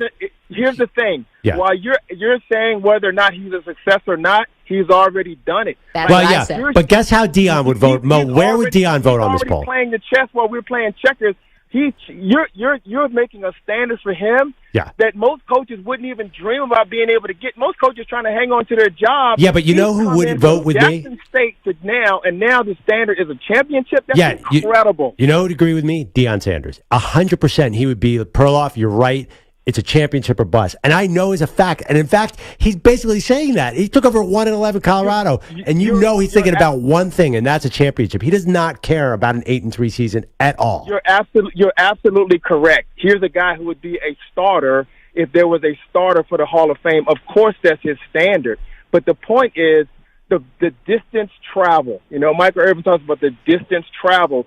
The amount of ground he's covering in such a short period of time is otherworldly for what he's done. While he's setting that standard and shooting for that moon, he's already getting things done that's incredible. So what happens if he falls short? Oh, he ended up in the playoffs 3 years out of the 5 years, and he fell short. Ugh. Well, Mo, that's why I said. Disaster. That's why I said there are highly accomplished coaches in college football that we think of as winning coaches and think of with a positive association. Brian Kelly, Jim Harbaugh. I mean, these guys, Ryan Day, we don't think they're losers. They haven't won a college football national title, but we associate them with running great programs and a high level. Lincoln Riley's another one. Do you think Deion would be settled for where Ryan Day is right now? Like, he'd be like, I've got as good as Ryan Day. I'm on the hot seat at Ohio State. What are you talking about? He shouldn't be. That's stupid. He shouldn't be on the hot seat.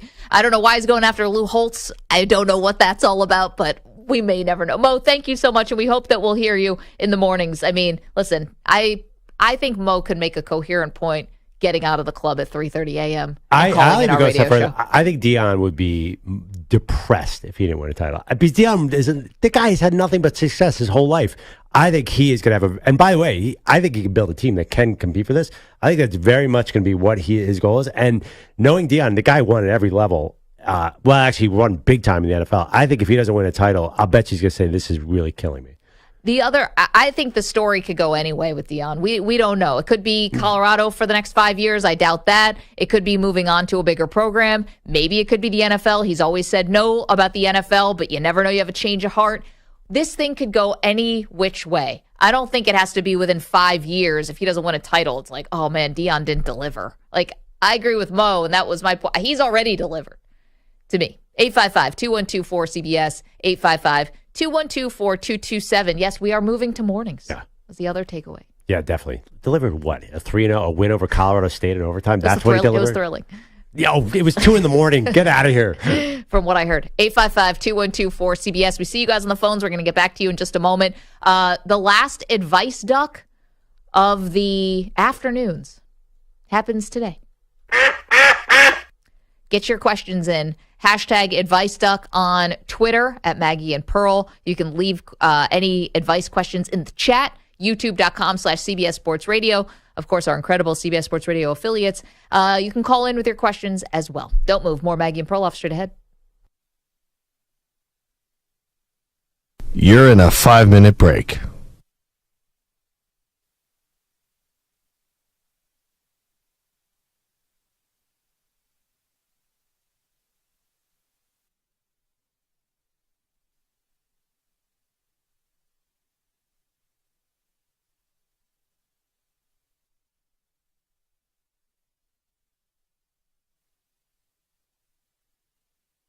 4 minutes, 30 seconds remaining.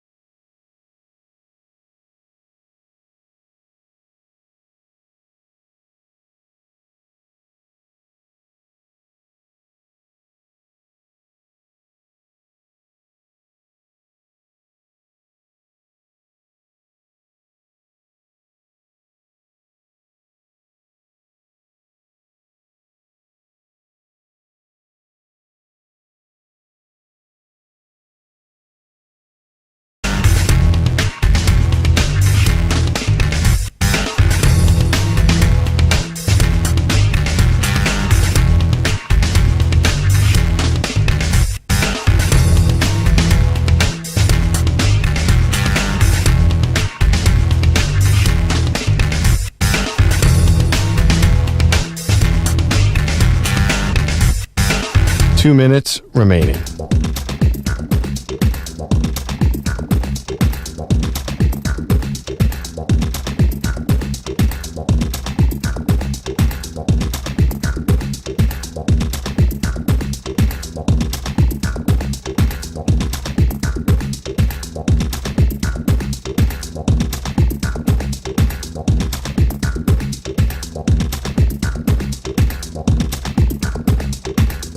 One minute, 30 seconds remaining.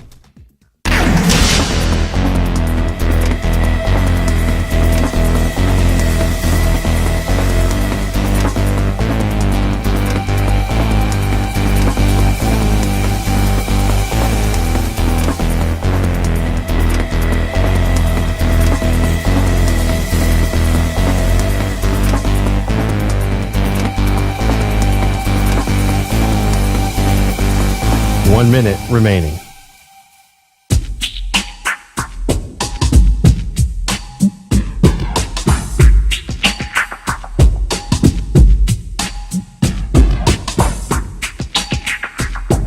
Forty-five seconds remaining.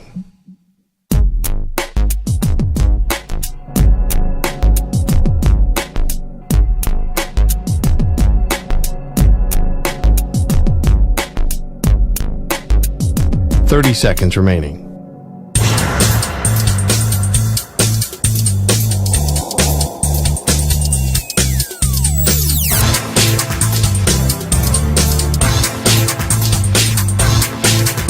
Fifteen seconds.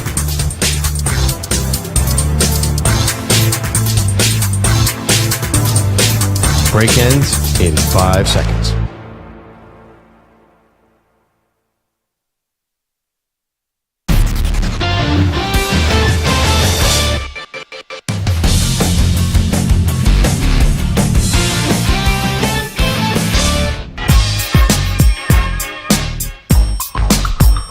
This portion of the show is brought to you by Wesley Financial. Stuck in a timeshare and want out? Contact Wesley Financial Group now and get a free timeshare exit information kit at wesleyfinancialgroup.com. Oh, man, this is getting really interesting. I sort of, I guess, tripped into it, but I'm starting a clock. In fact, I want maybe a physical clock here. Time until Deion wins a title or he has to shut up. It's just like counting. And I think that sounds really unfair. It's like, why are you putting that pressure on Deion? Deion is putting that pressure on Deion. Deion has raised the bar so high, so fast. But not only their success on the field, but the way he talks, like he thinks he's going to win it all. He is sure of this fact. I'll bet you if you put him on a lie detector test and said, Deion, are you going to win a title within 5 years? He would say, absolutely. No. He would. This is Deion. Yeah. It's Deion not a would be lie like- if you believe it, like Costanza said. But I think, is this clock going to be like digital or is it like the opposite of a doomsday clock? Yeah, a Deion's Day clock. A Deion's Day clock. Wait, what's a doomsday? Is it doomsday clock digital? Because they used to have a version of the doomsday clock that wasn't digital. Like you're 1 minute away from, which we're at, right? By the way, Yeah, this is it. This is what's living. This is what it's like living in the doomsday clock. Yeah. I think one of the signs of doom is Deion Sanders coming to a 1-11 Colorado team. If they beat USC, then it's over. That was where Perloff and I used to work at Sports Illustrated. They used to have the sign of the apocalypse all the time. There are too many now to even have. They had to get rid of it because there were too many signs. All right, Deion's Day clock. I don't know actually what a doomsday clock is. It's a countdown of some sort.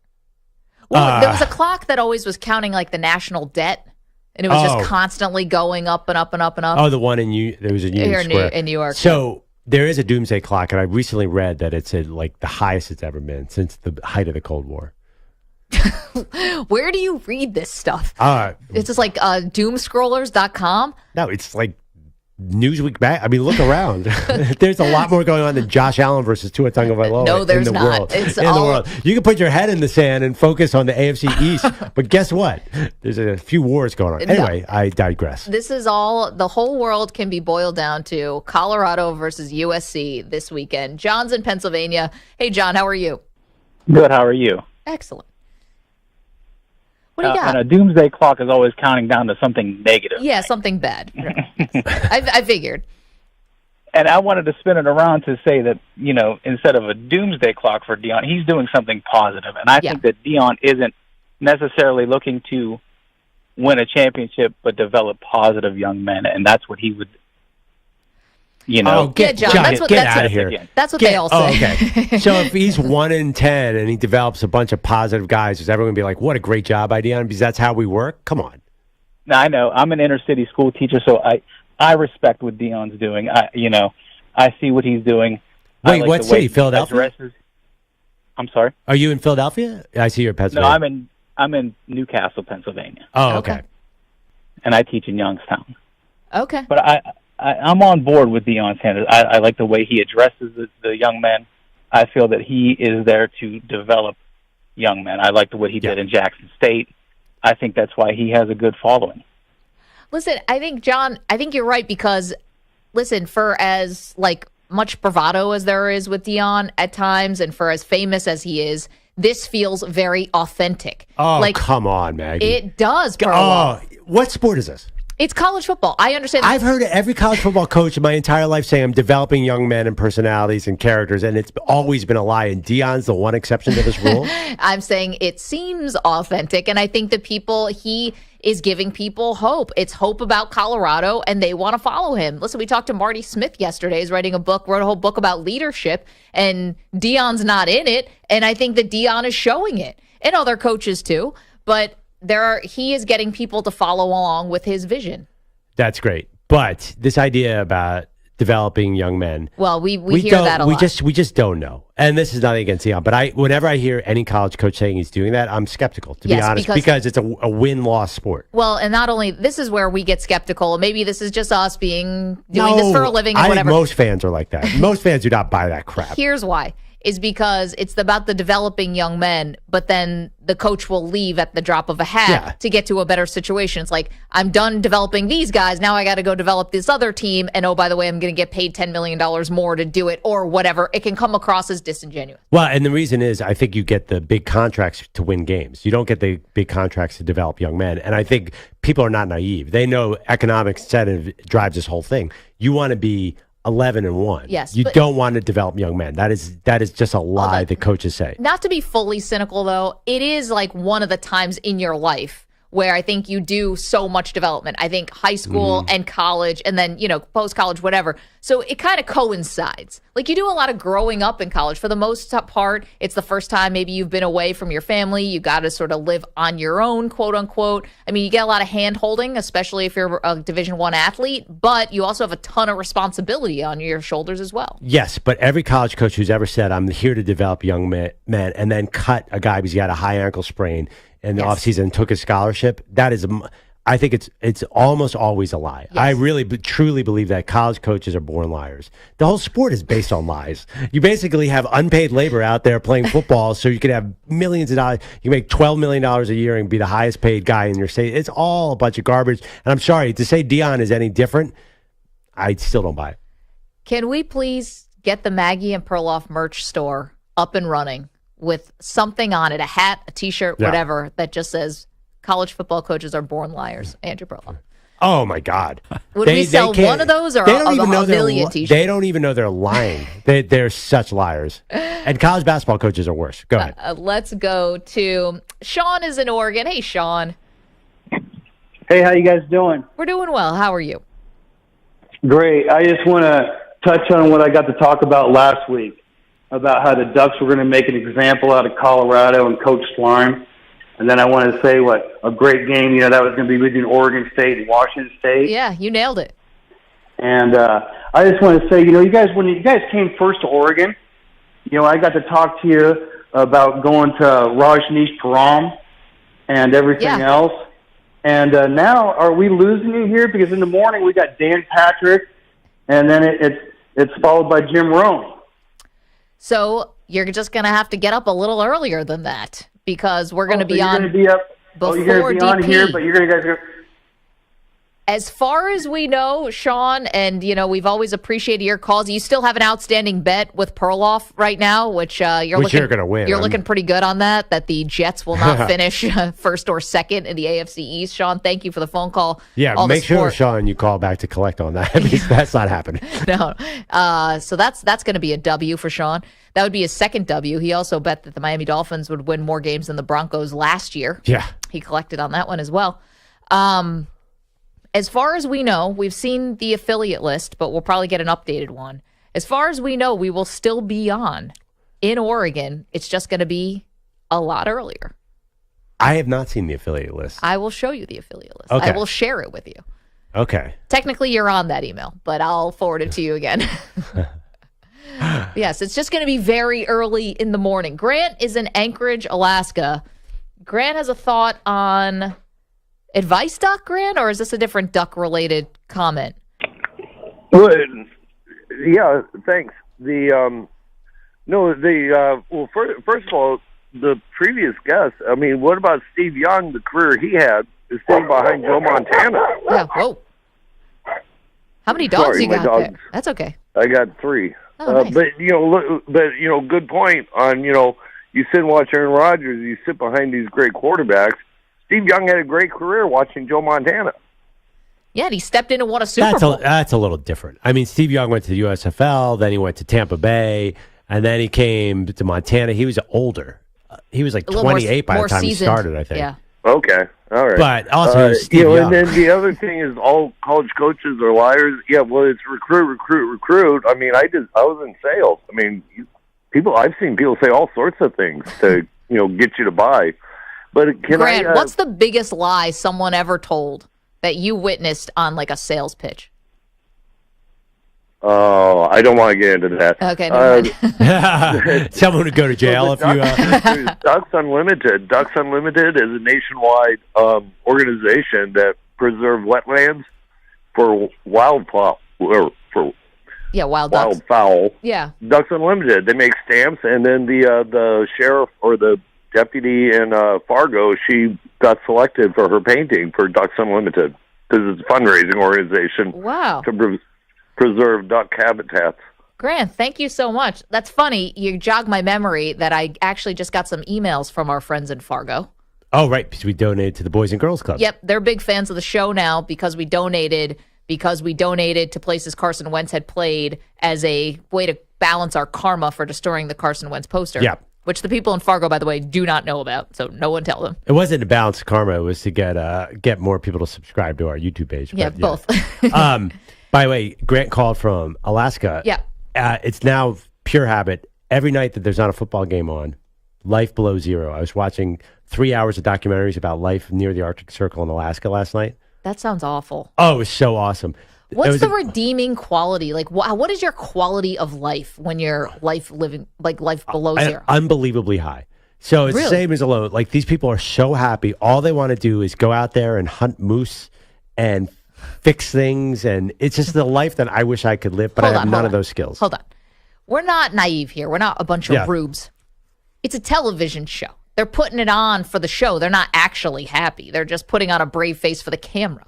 Don't you know any of those? Well, actually, I don't, but I know them on TV. Those people who want the freedom of being away from society. So they live isolated. They hunt for their meals. Yeah. There's an incredible freedom in that. You're not buying that? Am I being suckered by reality TV? Dude. Because they are so happy. No, this is the same thing where people are calling out Dan Lanning, who gave this whole speech pregame about how they're Hollywood and we're not, and they're playing for clicks and we're playing for wins. And everyone accused Dan Lanning of like, hey, you're not doing it for clicks, yet you let ESPN in the locker room to witness this rah-rah speech. Clearly you want some shine as well.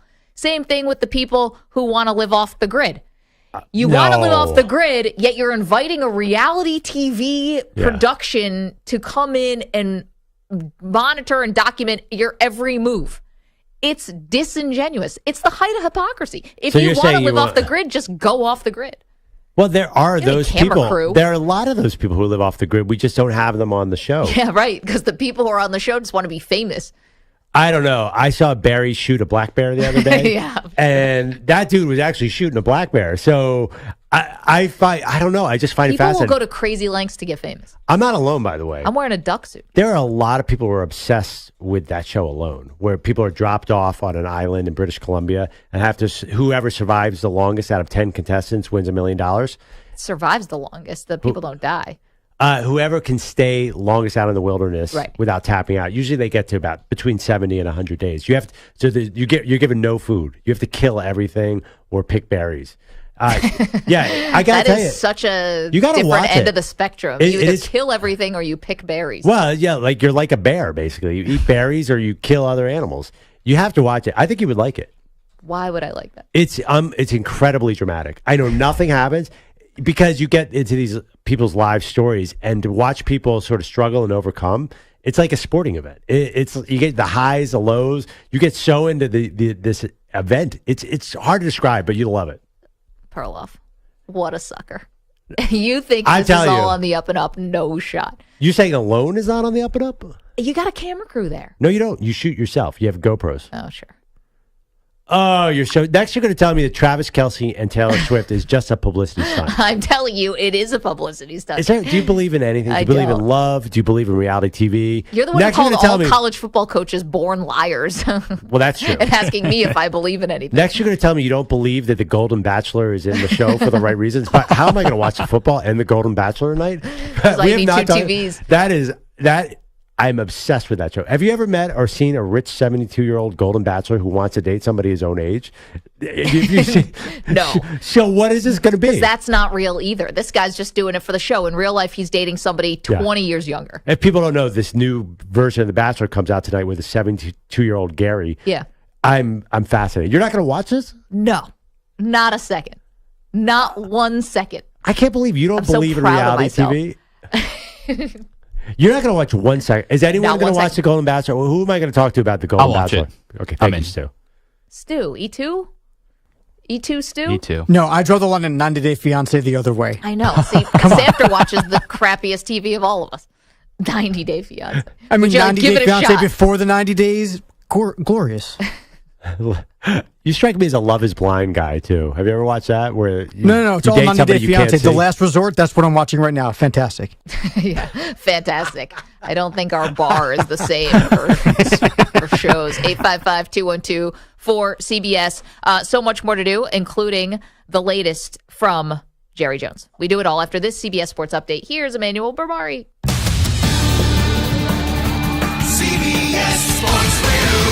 Sports Flash. Guys, setting the stage for Thursday Night Football. Week 4 begins in Green Bay. Battle of 2-1 teams in the NFC North. Packers and Lions. Head coach Matt LaFleur for Green Bay is to contest with a tough Detroit defense that just held the Falcons to 6 points in Week 3. That whole defense, you can see the physicality, you can see the speed, the relentless pursuit on tape.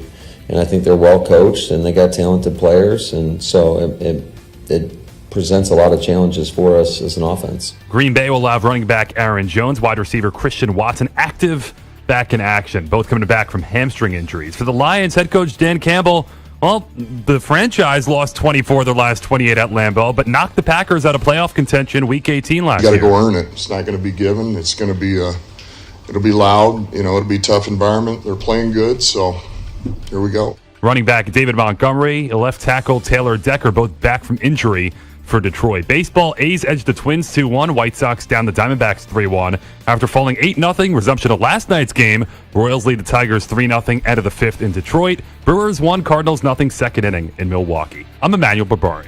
CBS Sports Radio is everywhere, at home, in your car, and of course on your phone and tablet. Find us on your local affiliate, SiriusXM Channel 158, or the free Odyssey app. CBS Sports Radio.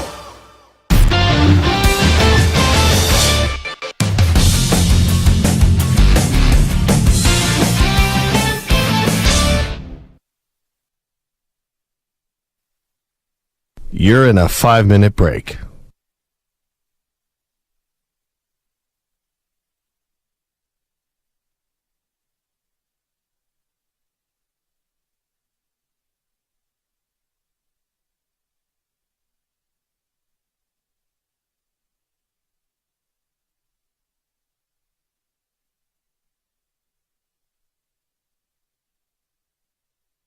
Four minutes, 30 seconds remaining.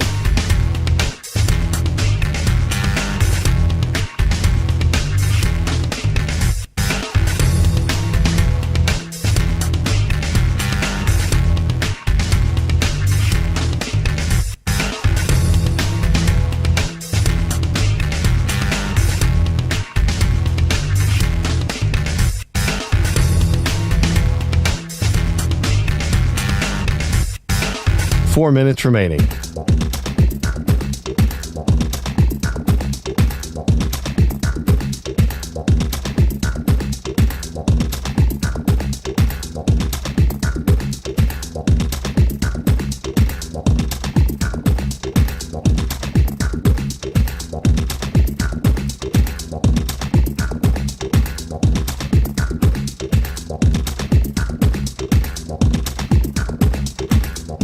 Three minutes, 30 seconds remaining.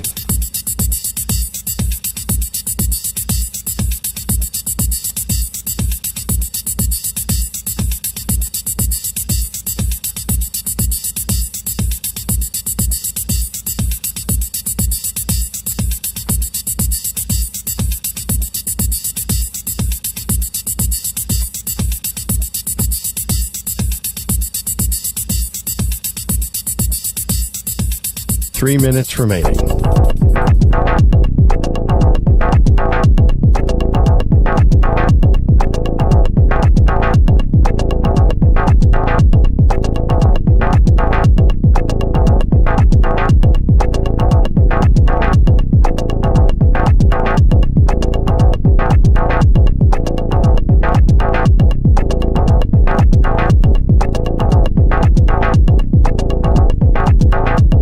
Two minutes, 30 seconds remaining.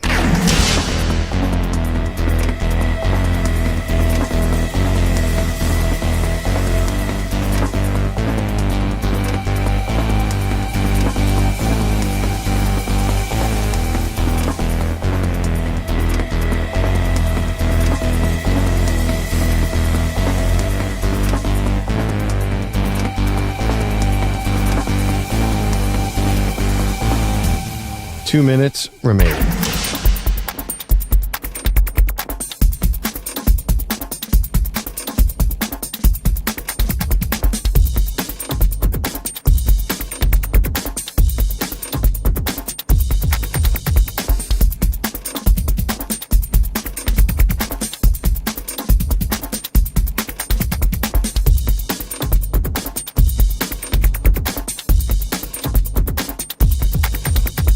1 minute, 30 seconds remaining.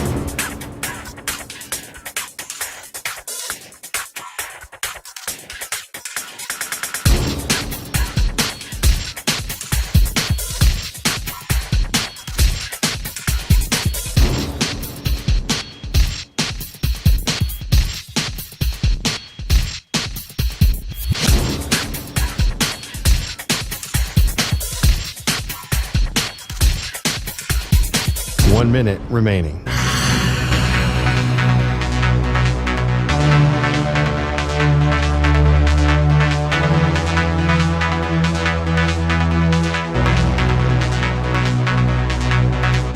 Forty-five seconds remaining.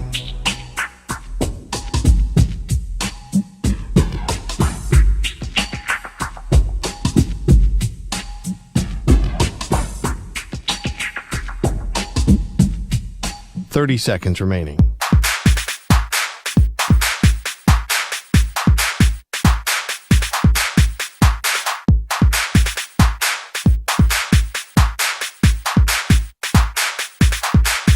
Fifteen seconds.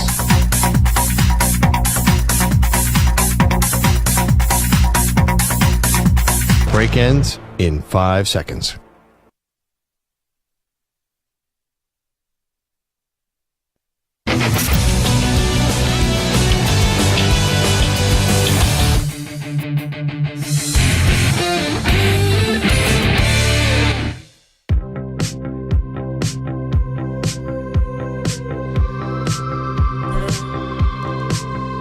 All right, today's memorable moment is sponsored by Prevagen. Prevagen is the most recommended memory support brand by pharmacists.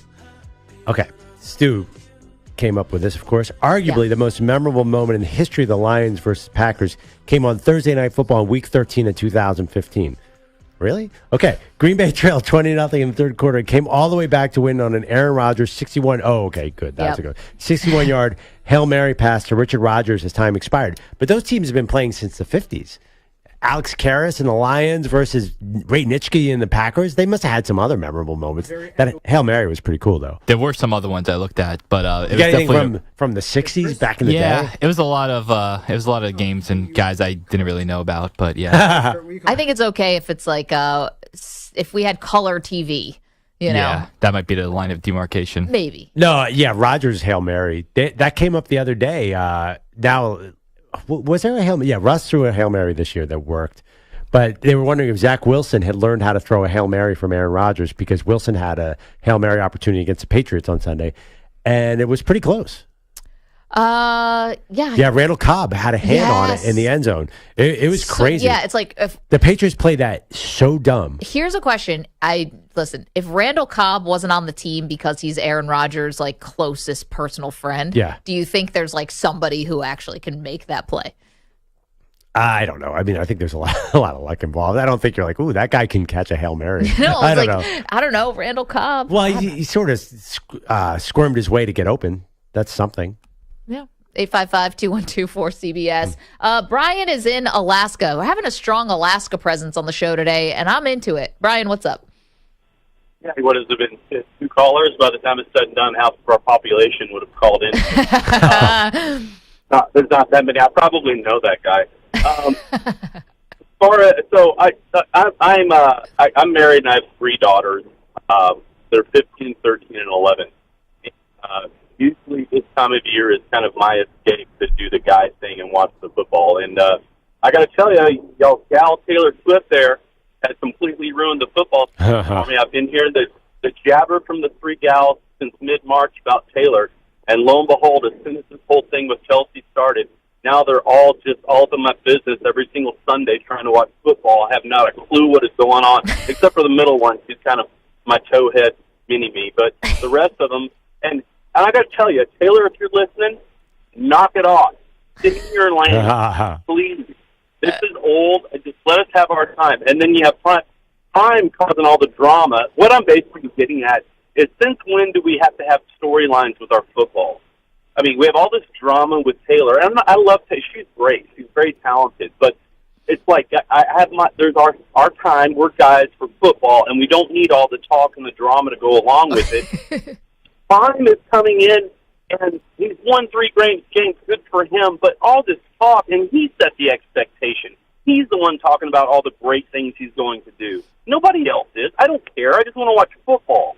Let's stop with the WWE side stories and drama and just get to the game, for the love of God. And also, off the grid living doesn't mean that you become a hobo and live in a cave. I have an off the grid cabin. It has solar. I have a generator. I have well water, and I have. You have an off the grid cabin. As far as I know, you don't have a reality TV crew following you. You want to be off the grid because you really want to be off the grid. I'm calling out the people who are on these shows, but don't want to. Off the grid means I can take care of myself, and I don't have to sign a contract or enter an account in order to have lights in my house. It doesn't mean that I never want to have human contact. Hey, Brian. Come out and view how I live, then fine. Hey, Brian, I just have to ask, have you ever had a close encounter with a bear? Oh, yeah, all the time. And what do you do? Like, has it ever been scary? Have you ever thought, this is going to get real dangerous? No, the black bears, you just scream and yell at them, cause a big ruckus. They'll usually run away and leave you alone. The brown bears, usually those, you want to keep your distance from them. I usually see them when I'm out fishing, and they usually just watch me and just go on their merry way. Perloff's taking notes over here. Yeah, Perloff, this is never going to happen to you, Brian. Thank you so much for the call. The rant was A+.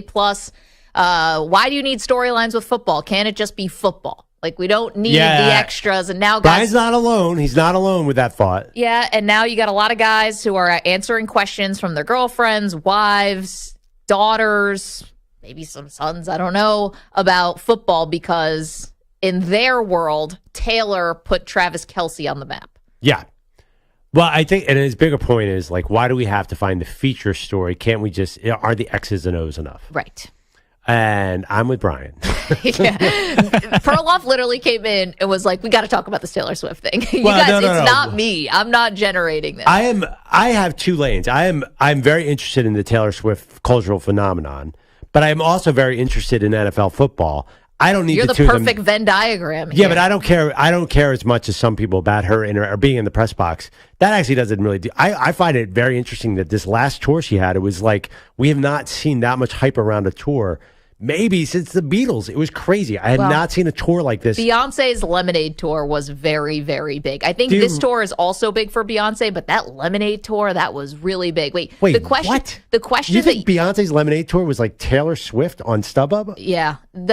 You asked the question before, though. They said the most famous person in the world is going to be at the Jets game, the Jets-Chiefs game. Most famous woman on the world. Most famous woman on the world. And you didn't think Taylor Swift is the most famous woman. I was wondering. I don't think she is either. No. I never said I didn't think that. I think she probably is. I had not thought of who is more famous. I was like, first of all, I'm like, the radio person said it as if it was a known fact that Taylor Swift is the most famous. She said it declaratively. I think she is probably the most famous woman right now. I think I know who the most famous, if we're talking about the world, global. Yeah. It's probably like Kate Middleton or something. Maybe. She's going to be the next Queen of England. I bet the Queen of England before she passed away was probably the most famous woman in the world. Like if you want to go by technically, like I could go to anywhere, any corner pocket of the globe. They know the royals. Maybe. I mean, we don't necessarily like them here, but I have no idea. I don't know, but I think she's dead. I don't think Kate Middleton's as popular. What about Oprah? Kate's not like Diane. She wasn't that popular. Oprah is I think Oprah's a little older now. I think Taylor hits a much broader audience. Do your daughters know who Oprah is? Maybe not. Okay. They think Taylor's uncool by it. My 13-year-old's like, I'm like, do you like Taylor? So she's like, Taylor Swift? What am I, 9? I was like, whoa. Wow, life comes at you fast. Yeah, she talked to me about it. She's like, I really want to see Drake live the other day. And I'm like, I don't know, like, you're 13. Everyone's smoking pot. I'm not sure I want you going there. So a lot of concerts have age limits. I didn't even not know this. There's a whole world out there. There are more famous people that you and I don't even know about who are probably in this conversation. Well, then they can't be in the running for most famous woman in the world. Because if you're going to be the most famous, it can't just be with people who are 12 and under or 13 and under. It's got to be the world. Ask the Beatles in 1963. Yeah, but my mom loved the Beatles when she was a kid, but her parents, my grandparents, knew who the Beatles were. They probably were like, oh, man, what are those up with those long-haired kids from Liverpool? Something like that, sure. What do you guys think? Most famous woman in the world? I think it's Taylor. You do? I do. Could be Beyonce. They're kind of like neck and neck. Yeah. I think Taylor's just the hottest woman in the world right now. I don't know if she's the most famous. I have to think about it. All right, we'll get to the bottom of this very extremely important topic that cannot wait another second. We mentioned Cowboy stuff. We got that for you as well. Big game tonight in Lambeau. We got the Packers and the Lions. We got a lot to do. Stay with us, Maggie and Perloff, CBS Sports Radio.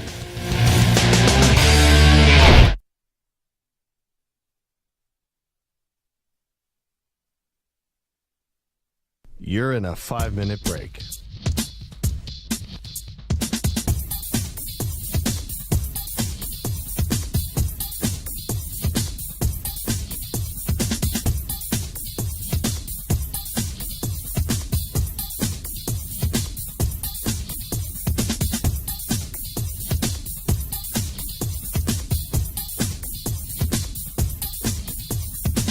Four minutes, 30 seconds remaining.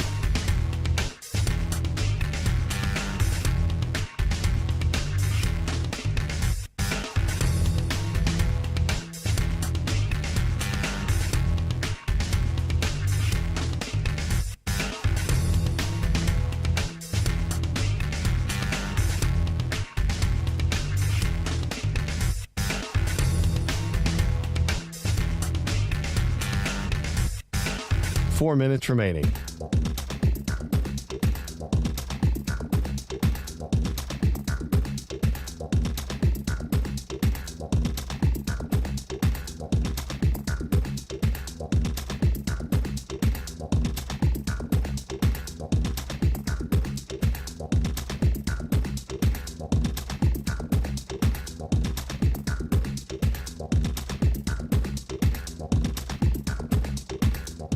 Three minutes, 30 seconds remaining.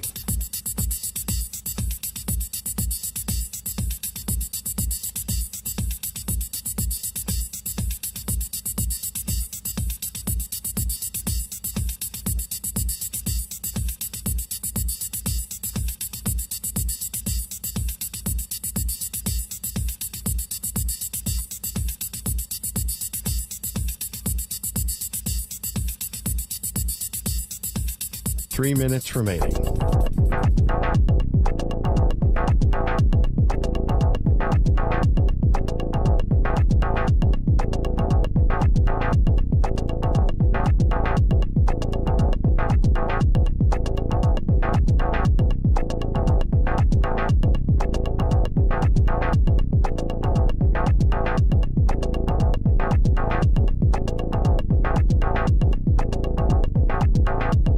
Two minutes, 30 seconds remaining.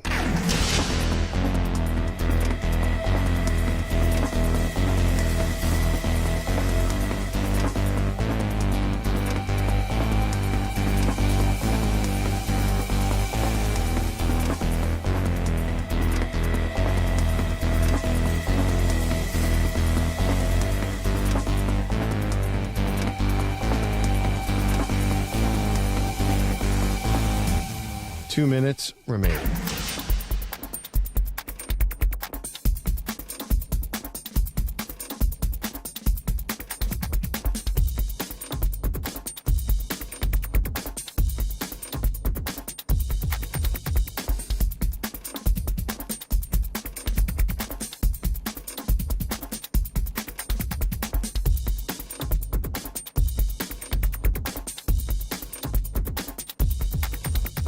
One minute, 30 seconds remaining.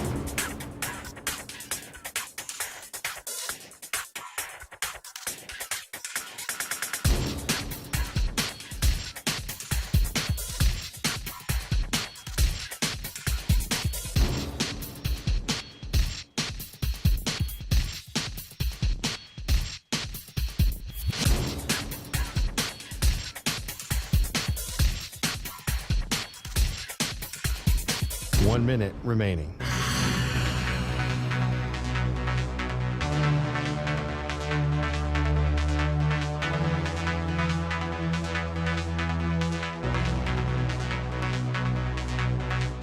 Forty-five seconds remaining.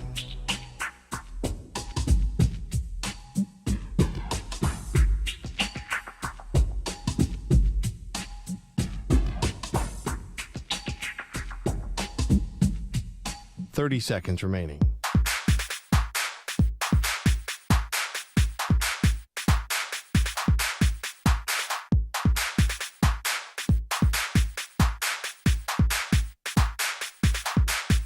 15 seconds.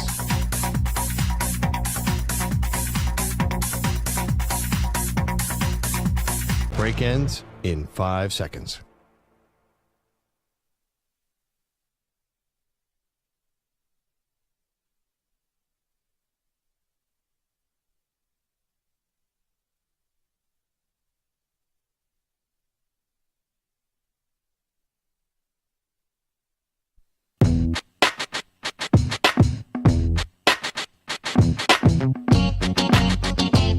There were parents there of 8 and 9-year-olds who their kids are hearing some terms for sexual acts and then came back to the parents and said, "What is this?" Ooh, that's a tough one. My daughter has memorized about 15 Nicki Minaj songs. Oh, boy. So she knows a little more than I am. Sometimes I go to her with questions now. What is WAP? You know, it's an interesting moment, and it's related. When your kid drops a curse word on you, my daughter, like 9, didn't like this teacher. My daughter's this cute little thing. She goes, bleeping Miss what's her name?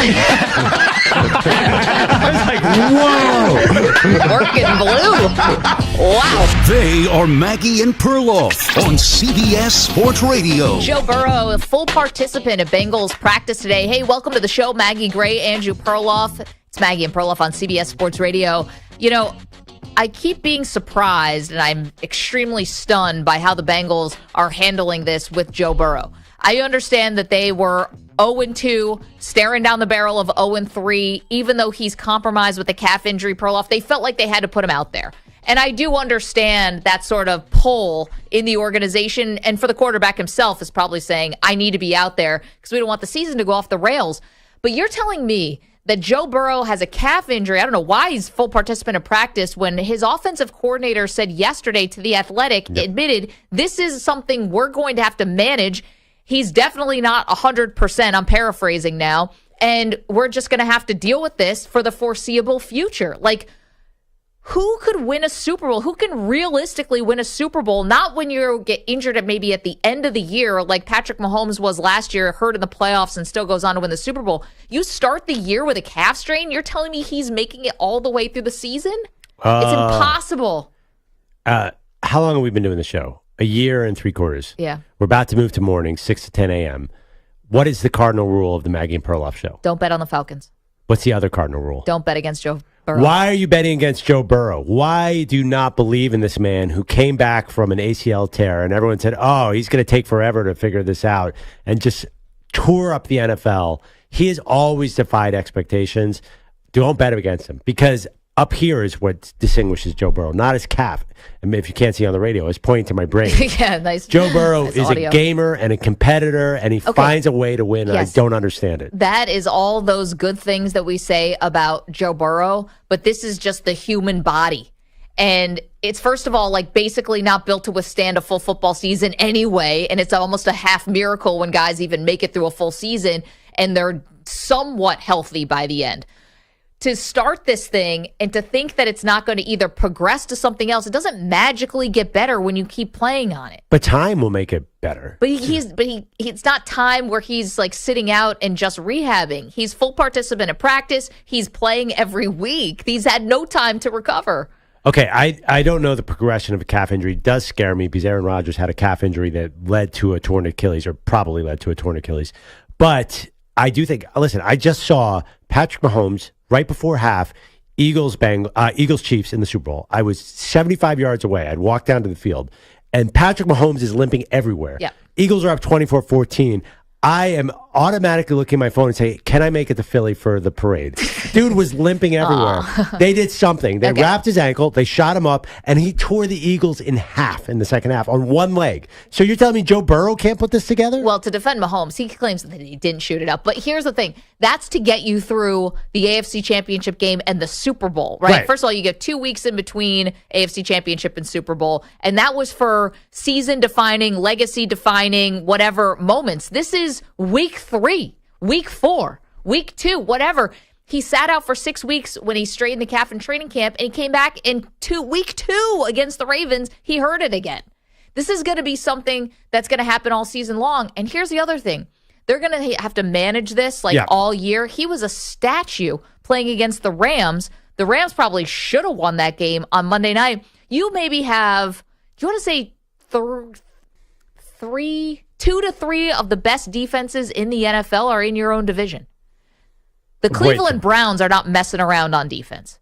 I don't know offensively with Nick Chubb hurt. He's torn ACL. He's out for the season. Deshaun Watson looked better last week. Maybe he continues to progress. I'm not going to vouch for the offensive side with Cleveland, but everyone can see what's going on with their defense. This thing is amazing.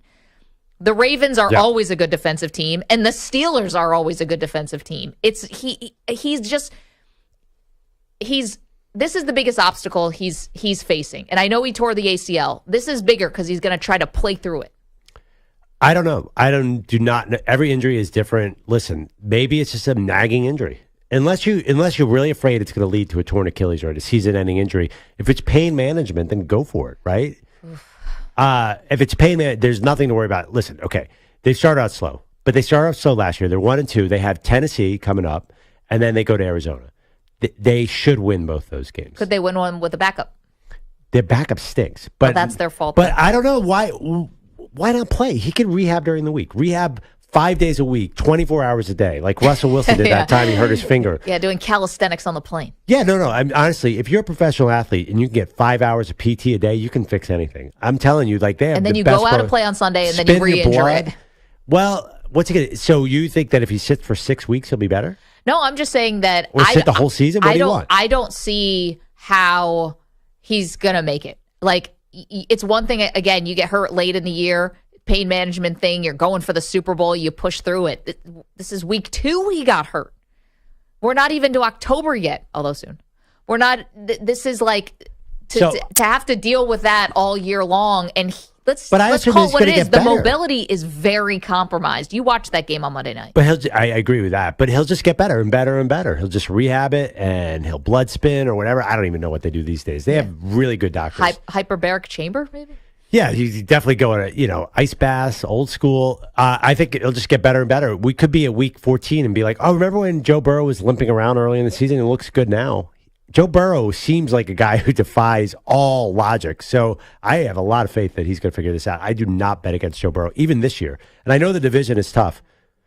855-212-4CBS, 855-212-4227. Yes. By the way, have you started it? You called this, and I will give you credit, a long time ago, that Devontae Adams, the Las Vegas Raiders receiver, was going to want to trade.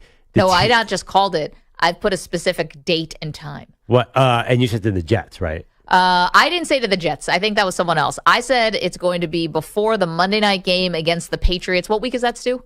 That is next week, the 8th or 9th, whatever the Monday is. Fantastic. So, set your calendars. We were talking about a doomsday clock before. Countdown. Devontae Adams will ask for a trade before the Monday night game to the Patriots, and I said Lisa Salters is going to be the one who's going to give us the update. So there's a lot of smoke that there are 3 AFC North teams that are looking at Devontae Adams.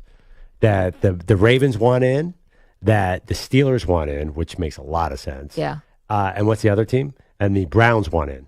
Where's this coming from? Whose side? This is coming from Adam's side? I don't know. Adam's agent? I watched a 9-minute segment on ESPN this morning, and it was AFC, and they were stating as if everyone knew. Of course, he's going to the AFC North. But I do think it's interesting. That is such a competitive division that someone's going to bring. My only point was someone's going to bring in firepower and make it even more competitive. So I think Joe Burrow has to play if they have any chance this year, and I think he knows that. Wait, now you got me on Devontae Adams. Stu, Adams. Well, first of all, Cleveland needs a playmaker. Pittsburgh desperately needs a playmaker. I know George Pickens is awesome, and why not in Baltimore? Okay, so a couple things. Jimmy Garoppolo's out of concussion protocol. Yes, he was at practice today. Okay, so. Jimmy Garoppolo, who played the whole game, then ends up in concussion protocol. Boy, somewhere Chris Nowinski, our friend, is shaking his head. But anyway, how would you feel about that? Our resident Raider fan, trading Devontae Adams to another AFC team, to AFC North. That's fine. Get the more bidders in there, get more picks, and make the trade. I mean, they're not going anywhere with them. What's the point of having them? None of those picks are going to be good, though.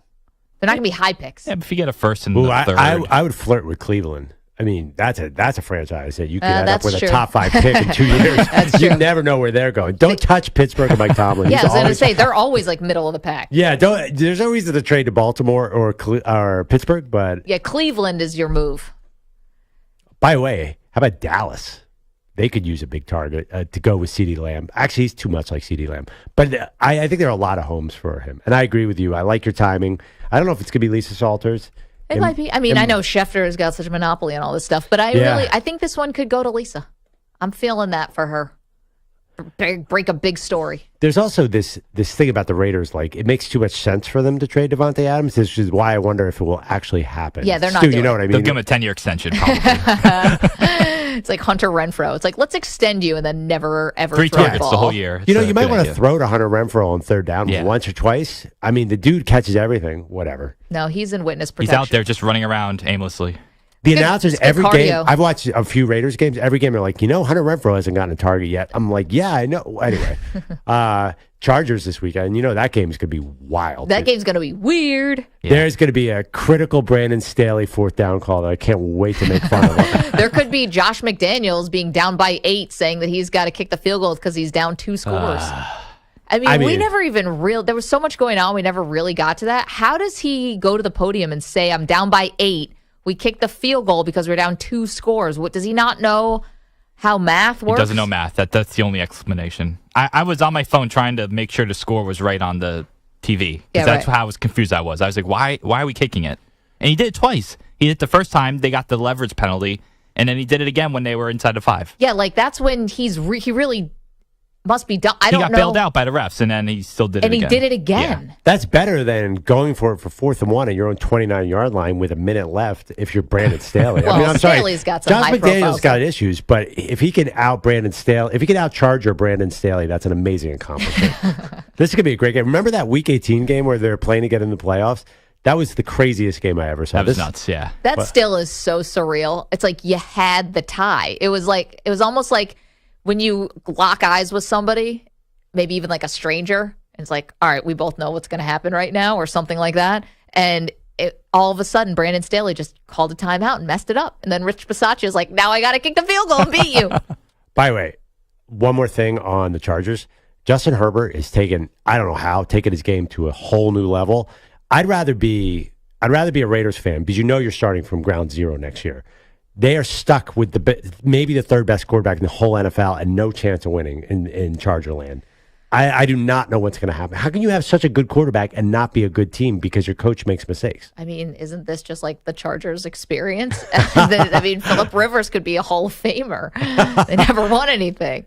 Although it usually felt like it was kind of Rivers throwing picks and stuff at the end. Well, it felt like Belichick sort of blocked him from winning anything in the playoffs. So that's an excuse at least. I don't know Justin Herbert looks amazing. By the way, I'm sorry, I'm throwing topics out left to right here. That class with Justin Herbert, Tua, Joe Burrow, Jalen Hurts, and Jordan Love. Oh. I mean, you could have 4 Hall of Famers there easily. I mean, Burrow, Herbert, Tua, Jalen Hurts have all been, assuming Tua progresses here, all been in the MVP conversation. Jordan Love, that is an incredible class. And we never thought Jordan Love is completing 53% of his passes. To say Hall of Fame, he's I think a Packer quarterback. Is a little much. Well, I mean, you got to admit, Tua, Herbert, and Joe Burrow, that actually is looking pretty good right now. Today. 855-212-4CBS, 855-212-4227. Okay, mention that we will get to the Cowboys in a minute. This will also be coming up next, the last advice duck for the afternoon show. Perloff and I are going to be moving to mornings starting on Monday, October 2nd, right here on all these CBS Sports radio stations, 6 a.m. to 10 a.m. Eastern time. So are we morning people? We're about to find out. And of course, right here, if you want to watch the show, youtube.com/CBS Sports Radio, same Odyssey app, same Sirius XM channel 158. Nothing really changes except we move time slots. And also, of course, we're saying goodbye to Samter and Stu, which is incredibly, incredibly sad. But we're not saying like goodbye forever. We're going to say see goodbye. you. We'll see you Monday. Yeah. Well, You'll see. No, you won't. No, I'm gonna be up Samter that doesn't early. get in that early. I'm going to be here 2:55 Eastern. I'm sure Zach will really appreciate that. You're up with a baby, though, Mike. We might just Yes. call you just to test you early in the morning. I'll definitely be up. We're going to call you in commercial breaks. Be like, what do we do now? 855-212-4CBS, 855-212-4227. I think you overestimate overestimate me. You can call me whatever time. I'll be up. Ask me, what do we do now? I have no clue. I have no idea what comes next. You just pick up the phone and just hear you breathing. We're like, all right, we'll do Cowboys. We do have some Jerry sound and advice ducking. All happens next. Don't move. Maggie, Perloff, and you on CBS Sports Radio. You're in a 5-minute break.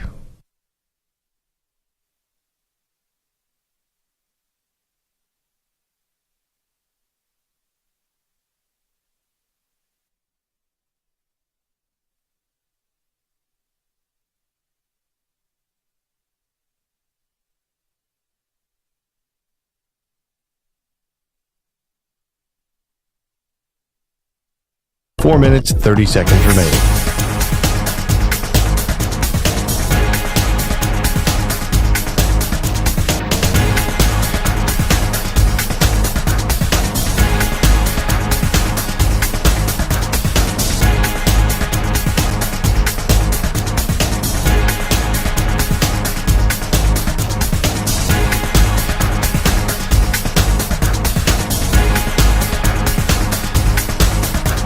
Four minutes remaining.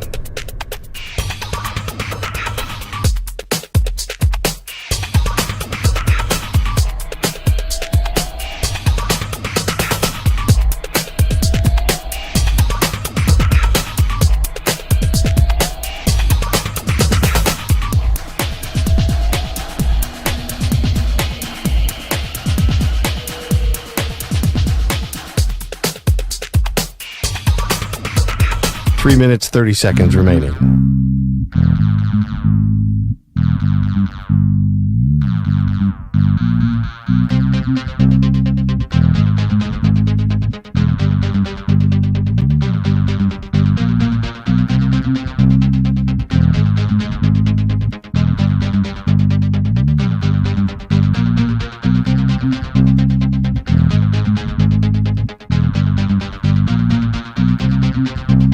Three minutes remaining.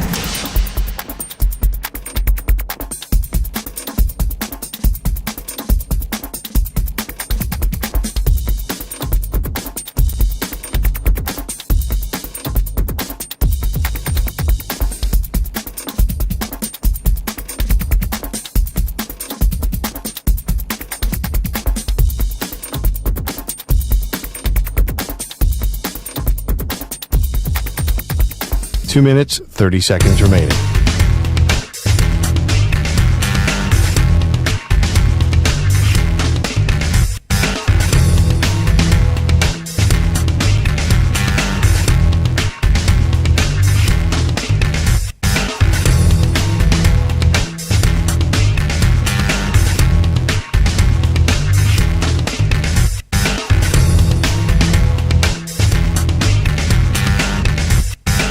Two minutes remaining.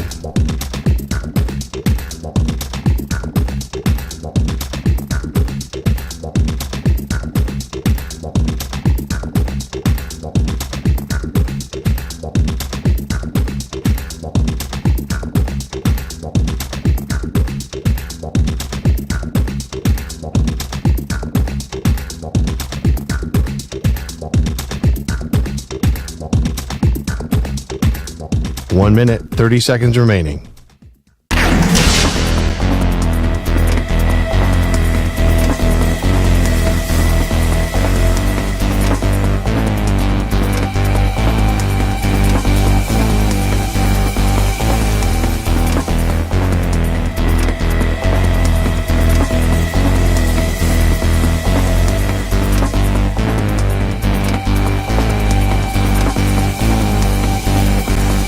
One minute remaining.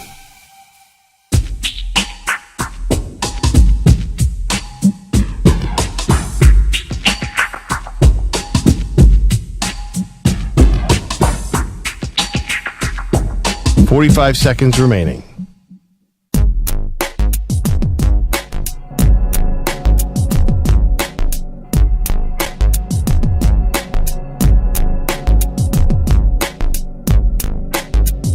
.30 seconds remaining.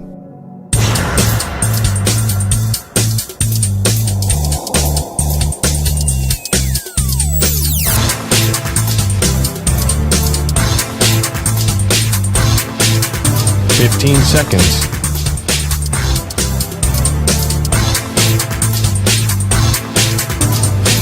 Break ends in 5 seconds.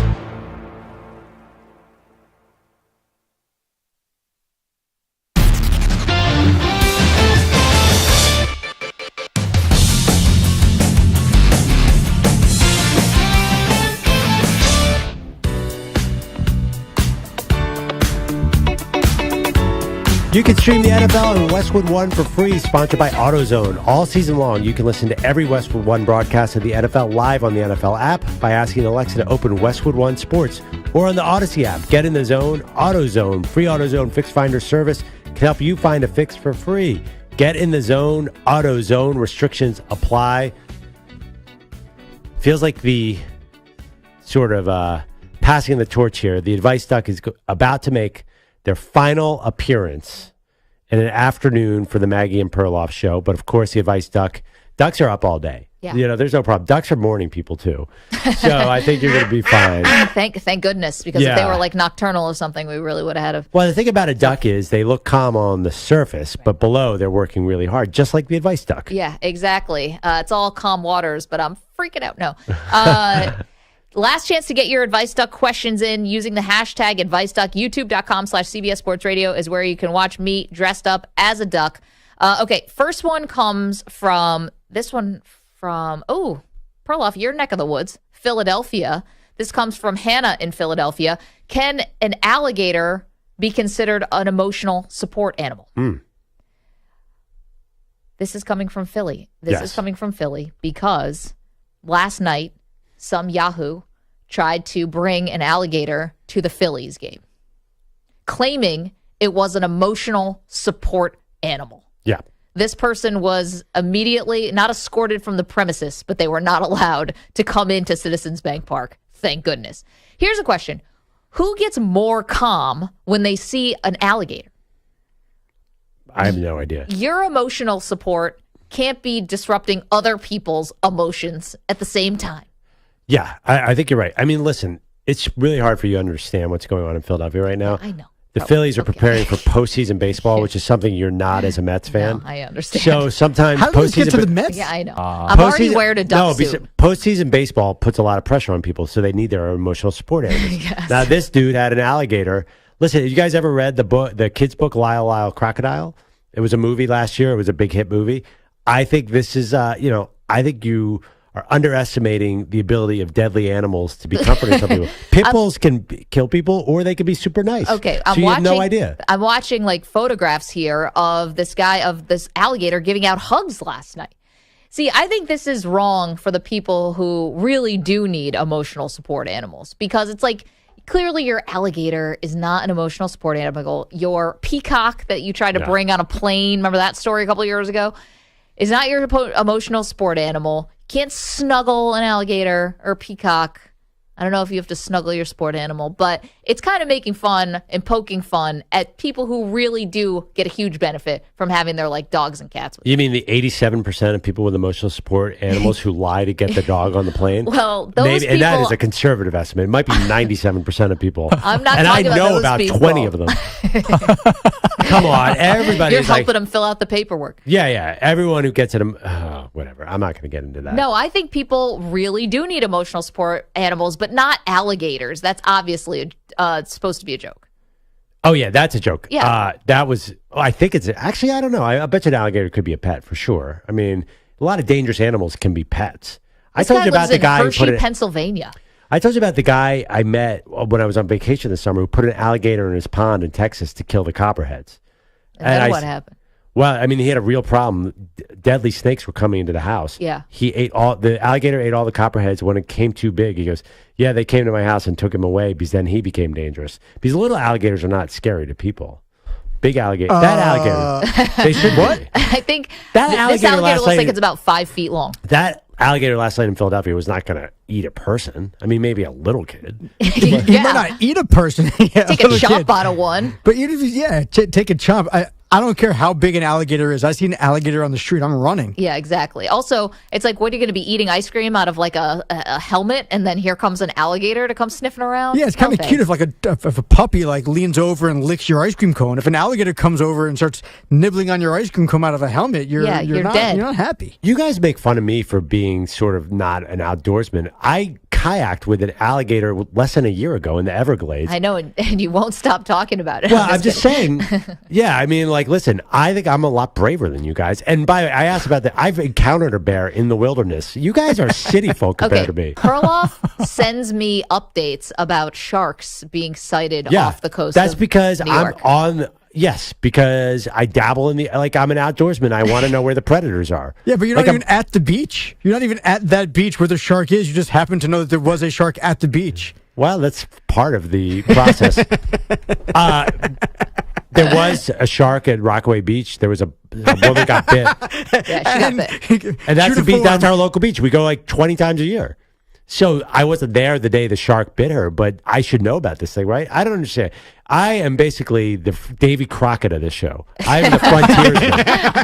What are you laughing Yeah, at? Perloff's out there I skinning kayaked with rabbits. alligators. I confronted a brown bear, which when I get older will be a grizzly bear in my story. Yeah, it was a polar bear, actually. It was weird. I feel like we've gotten two good quotes out of today's show. College football coaches are born liars, and I'm the Davy Crockett of this show. Hey, don't remember earlier when Jim Lampley, Hall of Fame broadcaster, said walking down the Vegas Strip was like being on an acid trip. Trust him. I feel like we're going to hear what? that again at some point during the show. Yeah, maybe. Oh, I probably shouldn't have given that away. By the way, And shot of the days, but no. when you're walking in, say you're visiting Florida for vacation and you walk by a sign that says "Beware of alligators," do you get nervous? I just go to the airport and fly home.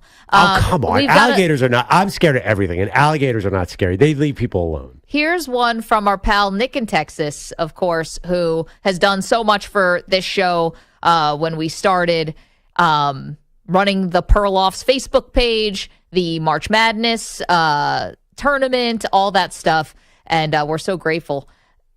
His question: when housing a sick family member, do you set visiting hours for family?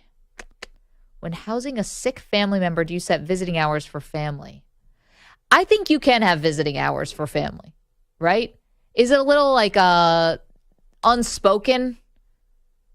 Because you can't be like after dinner and then after coffee or whatever, and then all right, everyone's kind of got to be getting to bed. I have not been in that Not position, encountered this, but it but- makes sense. Why do Like a hospital, he would. He said. Is there often a situation where you would, where family members would get upset with you if you Kick limited them the out? time? Yeah, baby. I don't know. Oh, that's a tough situation. I think that you probably have to do the gentle, like the big yawn. Subtle Like, hints. Man, I was up early this morning. Yeah, like that kind of stuff. Okay, did we have another one, Samter?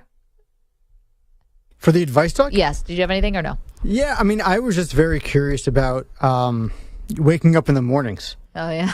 Like, as far as waking Just up pulling at that off the top out of thin air. 3 o'clock in the morning, how many cups of coffee do you have to drink in a day to survive those hours? Ask us next week. We're starting Monday doing mornings. Well, I feel like the Advice Duck should be able to give you guys advice about what you should be doing. Advice Duck is wise beyond her years. The answer is, how many cups of coffee do you need a day if you're about to move to mornings on CBS Sports Radio? The answer is 50,000. You need 50,000 cups of coffee. Interesting. Well, with the speed that our coffee machines make coffee, you will be here until you're 90. Yes, I plan on buying some Starbucks stock and then buying 50,000 cups of coffee a day. What do you think? I'm not as long as I can get up, I'm fine. I usually You drink more coffee than all of us. yeah. I mean, I drink coffee to do a 3 p.m. show. I find myself more alert in the morning a little bit. Do you guys? Are you guys like that? So your issue isn't about how alert you'll be once you're up. It's about actually getting up. Absolutely. And also I think Maggie's waking up probably 2.5 hours earlier than me. So I will say this. Advice Samter has advice for the Advice Duck. Yes, you've done a morning show. Yes. So the key is to not only have your alarm on your phone, which is probably right next to you. Yep. You have to put an alarm or an alarm clock across the room. So if you accidentally hit snooze, yes, your spouse might be pissed. Or off if you have like there's a way you can hit snooze, or you can just like turn the alarm off. So the only times I ever overslept for my morning show were when I accidentally rolled over and hit the button, or in a sleep-deprived coma, hit the snooze or off button, and I just didn't get the alarm to go back up. So I put an alarm clock across the room for maybe 30 minutes after the original alarm clock is supposed to go off, forces you to get out of bed. And if it's not you getting out of bed, it's your spouse getting out of bed, and they're so pissed that they have to get out of bed, they wake your ass up, and then boom, you're good. And then that's the key. You can't just have one alarm on your phone right next to you. That is a mistake. That's pretty good. I got to be honest. Did you just say a sleep-deprived coma before? That sounded a little ominous. I'd rather miss the show completely than wake my wife up, because if my wife is tired and grumpy, the whole house falls apart quickly. I'd rather be, So if you don't show up one day, I'll just know it's for the best. Yeah, this idea, you sent me into a little bit of terror there. Across the room and wake up my wife. Like you, I live in a 2-bedroom apartment. There's not a lot of room for multiple alarm clocks. Yeah. They're asking the chat. Robert Ray said, can we watch or listen to the show later in the day? Yes, you can. So it'll be archived on the YouTube page, youtube.com/CBS Sports Radio. You can rewatch the show. Maggie and Perloff podcast. Same thing, same feed. Wherever you get your podcast, just search us out, download, give us a 5-star review if you want.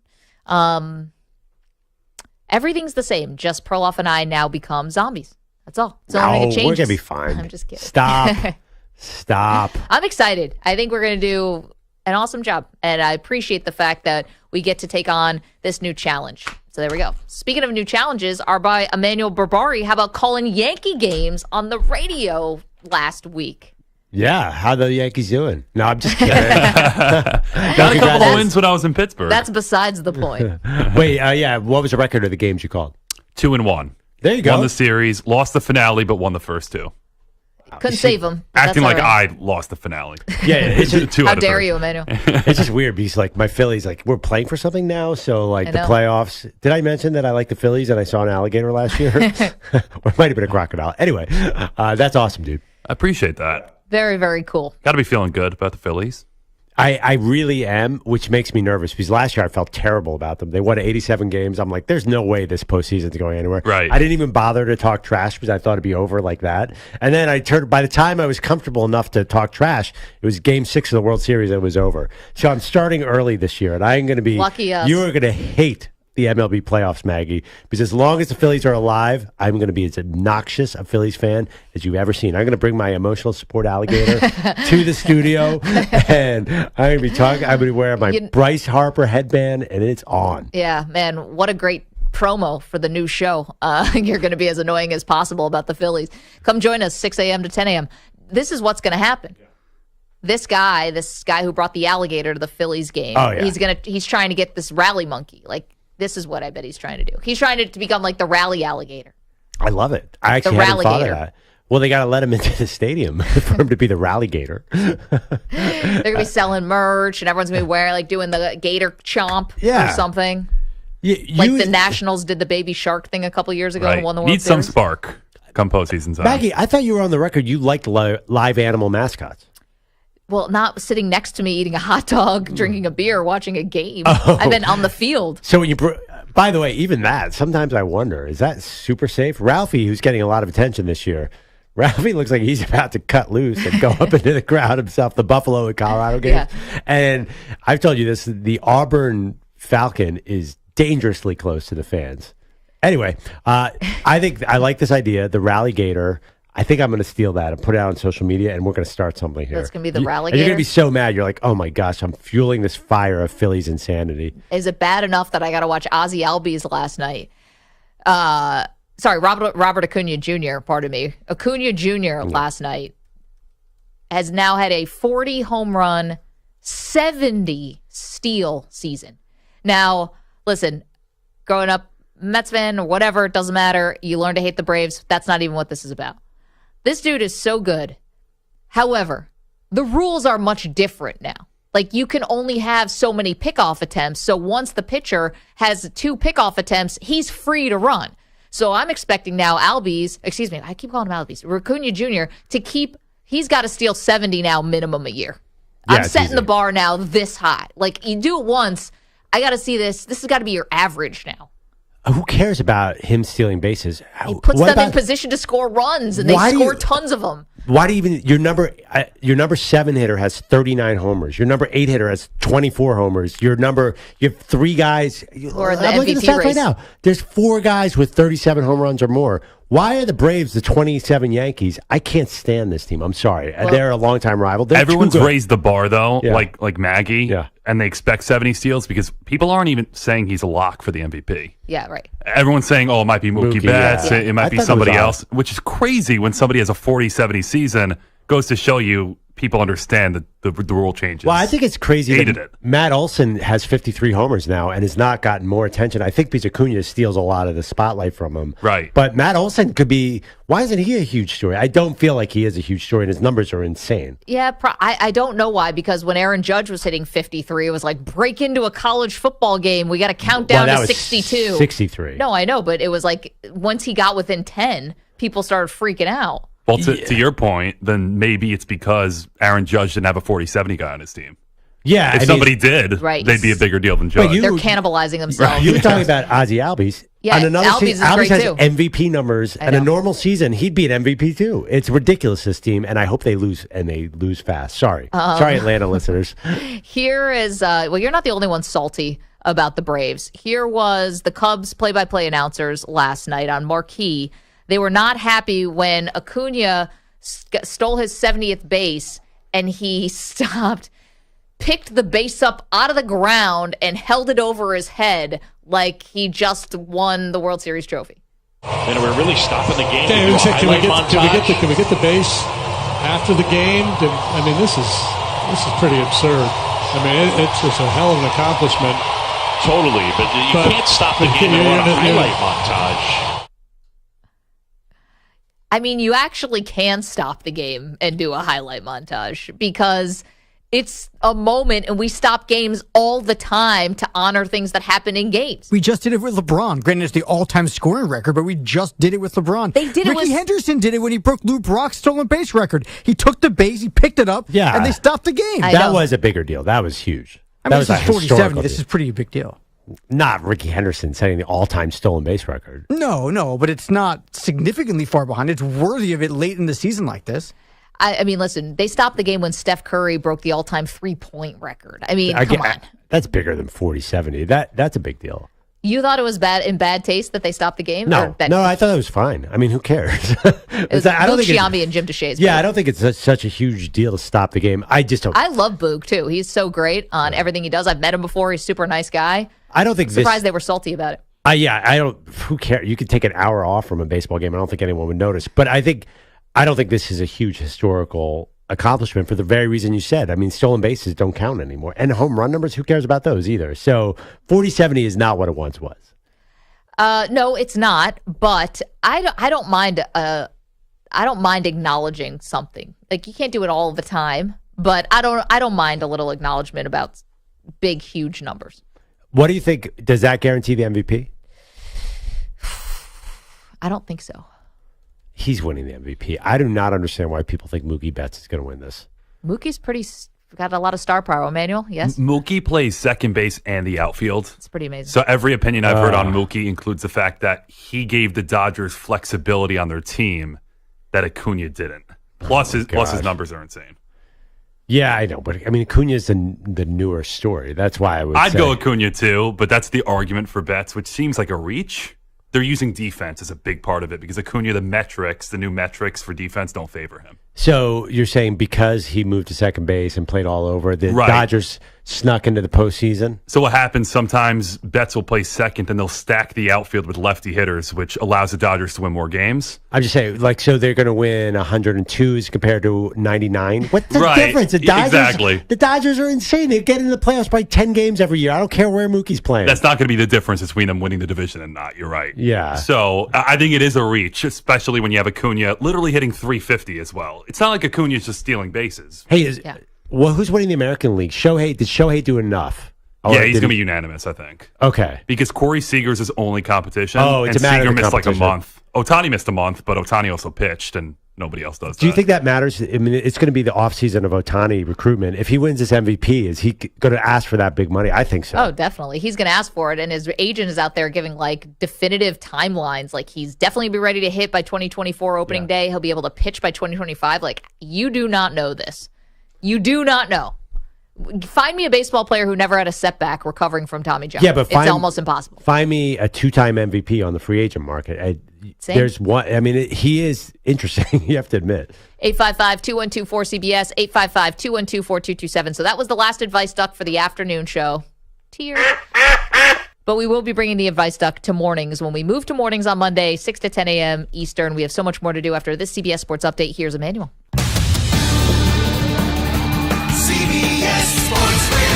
Sports Flash. Guys, well, the last time the Lions were at Lambeau Field, they spoiled any Packers' playoff hopes in Aaron Rodgers' final game in Green Bay. So despite a losing track record at Lambeau, head coach Dan Campbell, his team, they've completely turned over a new leaf. It's a new season. We know we can win out there. We've done it before. But you got to go earn it. It's not going to be given. It's going to be it'll be loud. It'll be a tough environment. They're playing good, so here we go. Packers record all-time against the Lions at Lambeau, 35-14-3. It's an early battle for first place, and head coach Matt LaFleur, he gets running back Aaron Jones, wide receiver Christian Watson back, coming off hamstring injuries. We've got a great team coming into our house.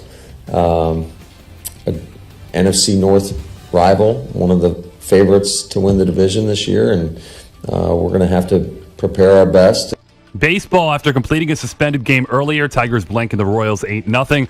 Well, in Game 2, Detroit just rallied for 7 in the 7th, leading the Royals 7-3 in the 8th. Spencer Torkelson, a 3-run homer for his 30th. Brewers 2, Cardinals 0, top of the 6th inning in Milwaukee. Also earlier, A's over the Twins 2-1. I'm Emmanuel Barbari. CBS Sports is everywhere, at home, in your car, and of course on your phone and tablet. Find us on your local affiliate, Sirius XM Channel 158, or the free Odyssey app. CBS Sports Radio.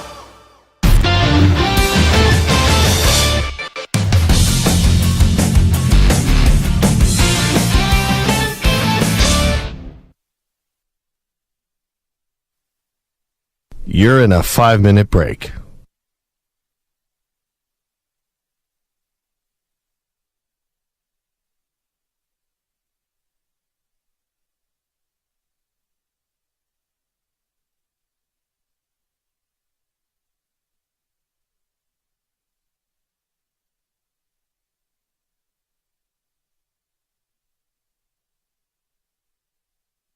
Four minutes, 30 seconds remaining.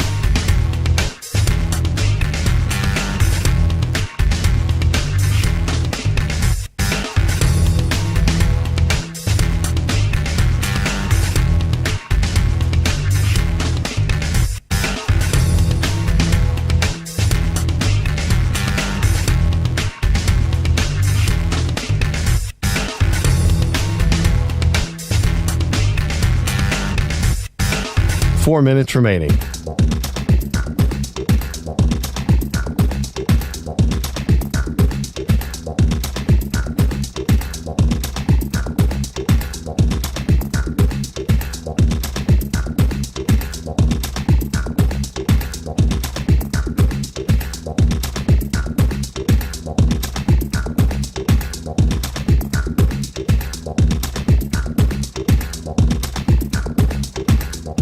Three minutes, 30 seconds remaining.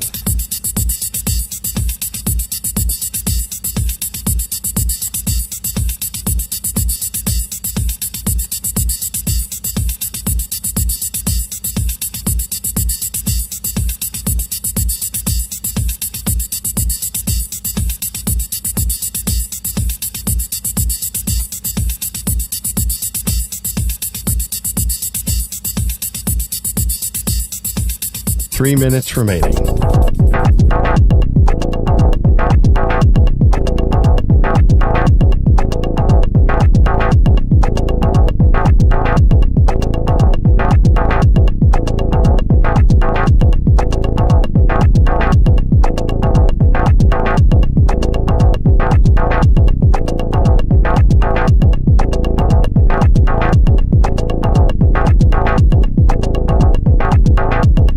Minutes, 30 seconds remaining.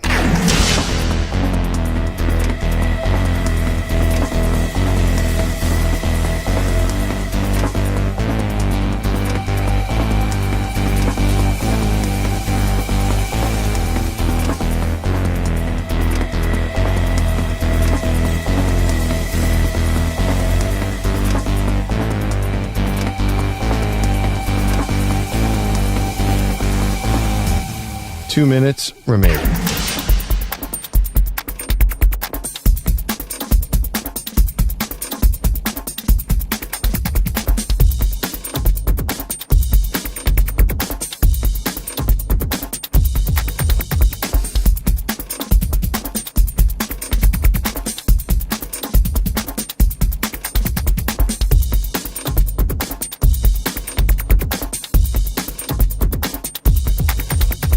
One minute, 30 seconds remaining.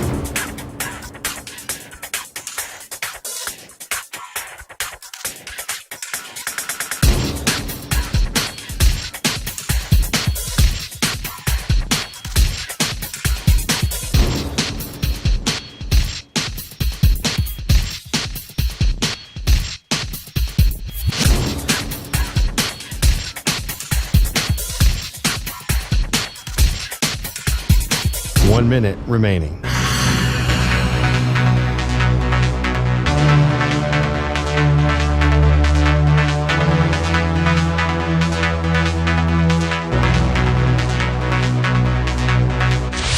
Five seconds remaining.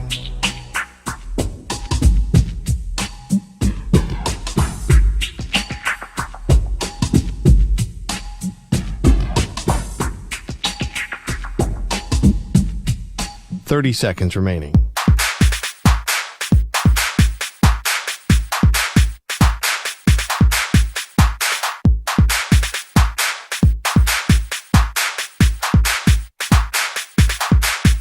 Fifteen seconds.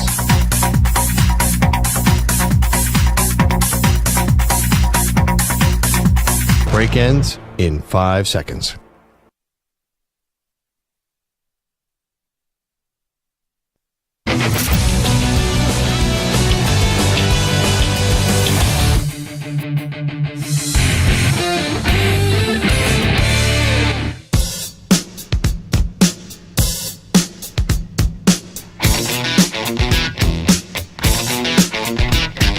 Welcome back, Maggie Gray, Andrew Perloff, Maggie and Perloff on CBS Sports Radio. And in this time slot until tomorrow. Tomorrow will be our last day in the afternoons. We are moving to mornings, and we are super excited about it. Of course, we want everyone just to come with us. If you're here with us in the afternoon, become a morning person. Hang out with us. Wake up with us. Or stay up and party all night and see what happens. And then call the show and tell us where you are and what you're doing. So we'll have a lot more tomorrow, including NFL picks, all that stuff. You got Packers, Detroit Lions tonight. Perloff and I do not see this game the same way. I think this is a big game for Jordan Love. This is him, national stage.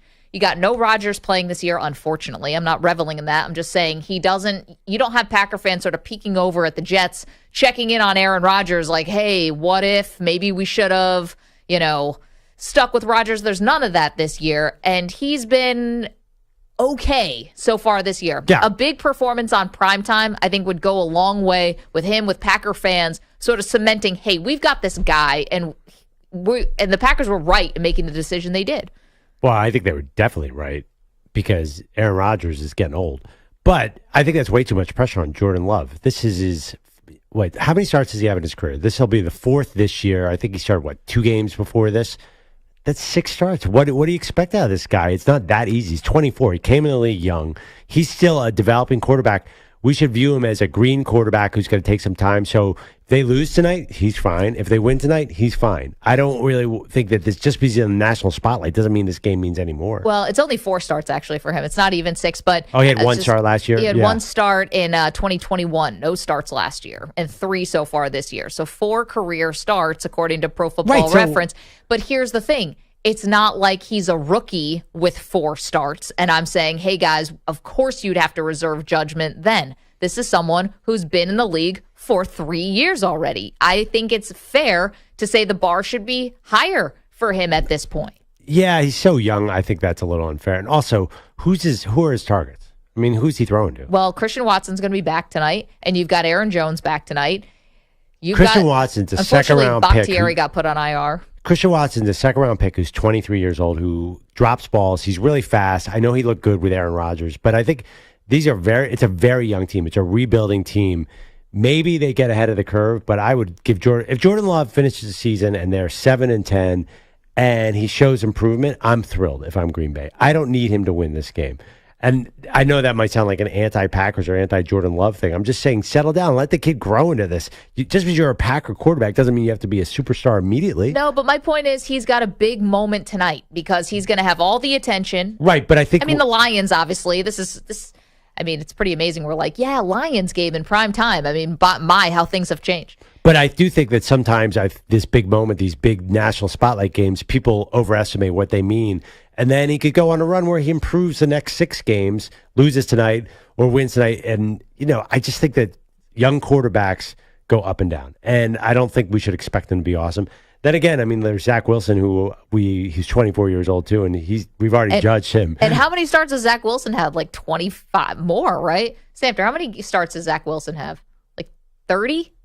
I know he has 8 wins.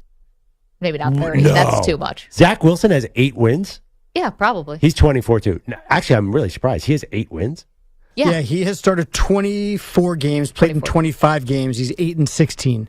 I did not realize. I know they were 7-10 last year. I didn't realize. I thought Flacco did a lot of that winning. He did some of it. Zach Wilson did others. Can we hear Willie Gay, please, Stu? Willie Gay of the Chiefs was asked about what he sees from the Jets offense. When you look on tape, what are you seeing from Zach Wilson and their offense? Damn. That was a hard question, I can't lie. The team that want to run the ball. Biting his lip. Not to be like, I'm seeing a 2.5 sacks in my future. Or what, I don't know what he really wanted to say there, but something like, I see padding my stat line is what I see. I see I'm going to feast. Yeah, okay, yeah, the Chiefs defense has started out hot, but let's not talk too big a game there, buddy. Let's get to our shot of the day. He shoots! And the shot of the day is brought to you by Casamigos Tequila. Casamigos Tequila is brought to you by those who drink it, and Casamigos will be coming with us to the mornings. Who's not thinking about tequila in the morning? We're going to be doing our shot of the day when we move to the morning show, which starts Monday, October 2nd. Today's shot of the day comes from Hall of Fame broadcaster Jim Lampley, who was telling us how good he feels to be involved in boxing again. He'll be working for ppv.com for the Canelo Alvarez-Jermell Charlo fight. It's been a terrific thrill already to be here for a couple of days in my former second home, the MGM Grand Hotel in Las Vegas. Yeah. And to be here amid the bustling energy of this scene getting ready for a big fight. Walked out onto the Strip the other night just to go out and experience it. And I'm old enough to say with some credibility, it was like an acid trip. Back in this truly hallucinogenic environment. It's like Hunter Thompson. It sounds like, that experience. We'll get Aaron Rodgers on the line for you, Jim. You could have given me 100 guesses of what he was going to say at the end, and being in Las Vegas is like... And I don't think I would have guessed that he was going to end that anecdote with acid trip. I kind of get it, though. When you go out there on the Strip, that's an interesting way to describe it. Did you remember we went to Vegas for the draft? When you're in that scene, it's like nothing else. Yeah, I guess, especially if you haven't been there in a while. Yeah. And you're kind of back on the Strip. I did not think Jim Lampley was going to say acid trip. It was surprising and delightful. So that was really cool from earlier today. It was like an acid trip. Jim is always very good painting, the word picture. You don't think Jim dropped acid when in the 60s? Are you kidding me? He said with some authority. No, he basically told all of us. It was like an acid trip. Yeah, one of my favorite books of all time is obviously Fear and Loathing in Las Vegas. I think he was referencing Hunter Thompson there a little bit, but he doesn't strike me as... I think he was referencing himself. Well, I don't think he was... No, I do not think he was actually taking acid. And I don't think he's ever done acid either. It's like an acid trip. He said he could say that with some authority. Oh, wait, he did? Yes. That's what made this so funny. Oh, I don't think he's really done acid. You think Jim Lampley was dropping acid in the 60s? He told us basically, he said it without saying it, that he definitely has dropped acid. Old enough to say with some credibility, it was like an acid trip. Sorry, some credibility. Oh, now I get it. First rule of interviewing. Listen. I don't know. My mind, I don't think it could compute Jim Lampley dropping acid. I think that's what happened there. I think we need an We need a new Fear and Loathing, the Jim Lampley story. Wow, I'm going to watch that fight with different eyes now. Thank you to Mike Samter. Thank you to Stu Kovacs. Thank you to the acid-dropping Jim Lampley, also a Hall of Fame broadcaster. We'll be back tomorrow. Last show in the afternoon. Thank you to the Weedos, the Purple Drankers. We'll see you tomorrow.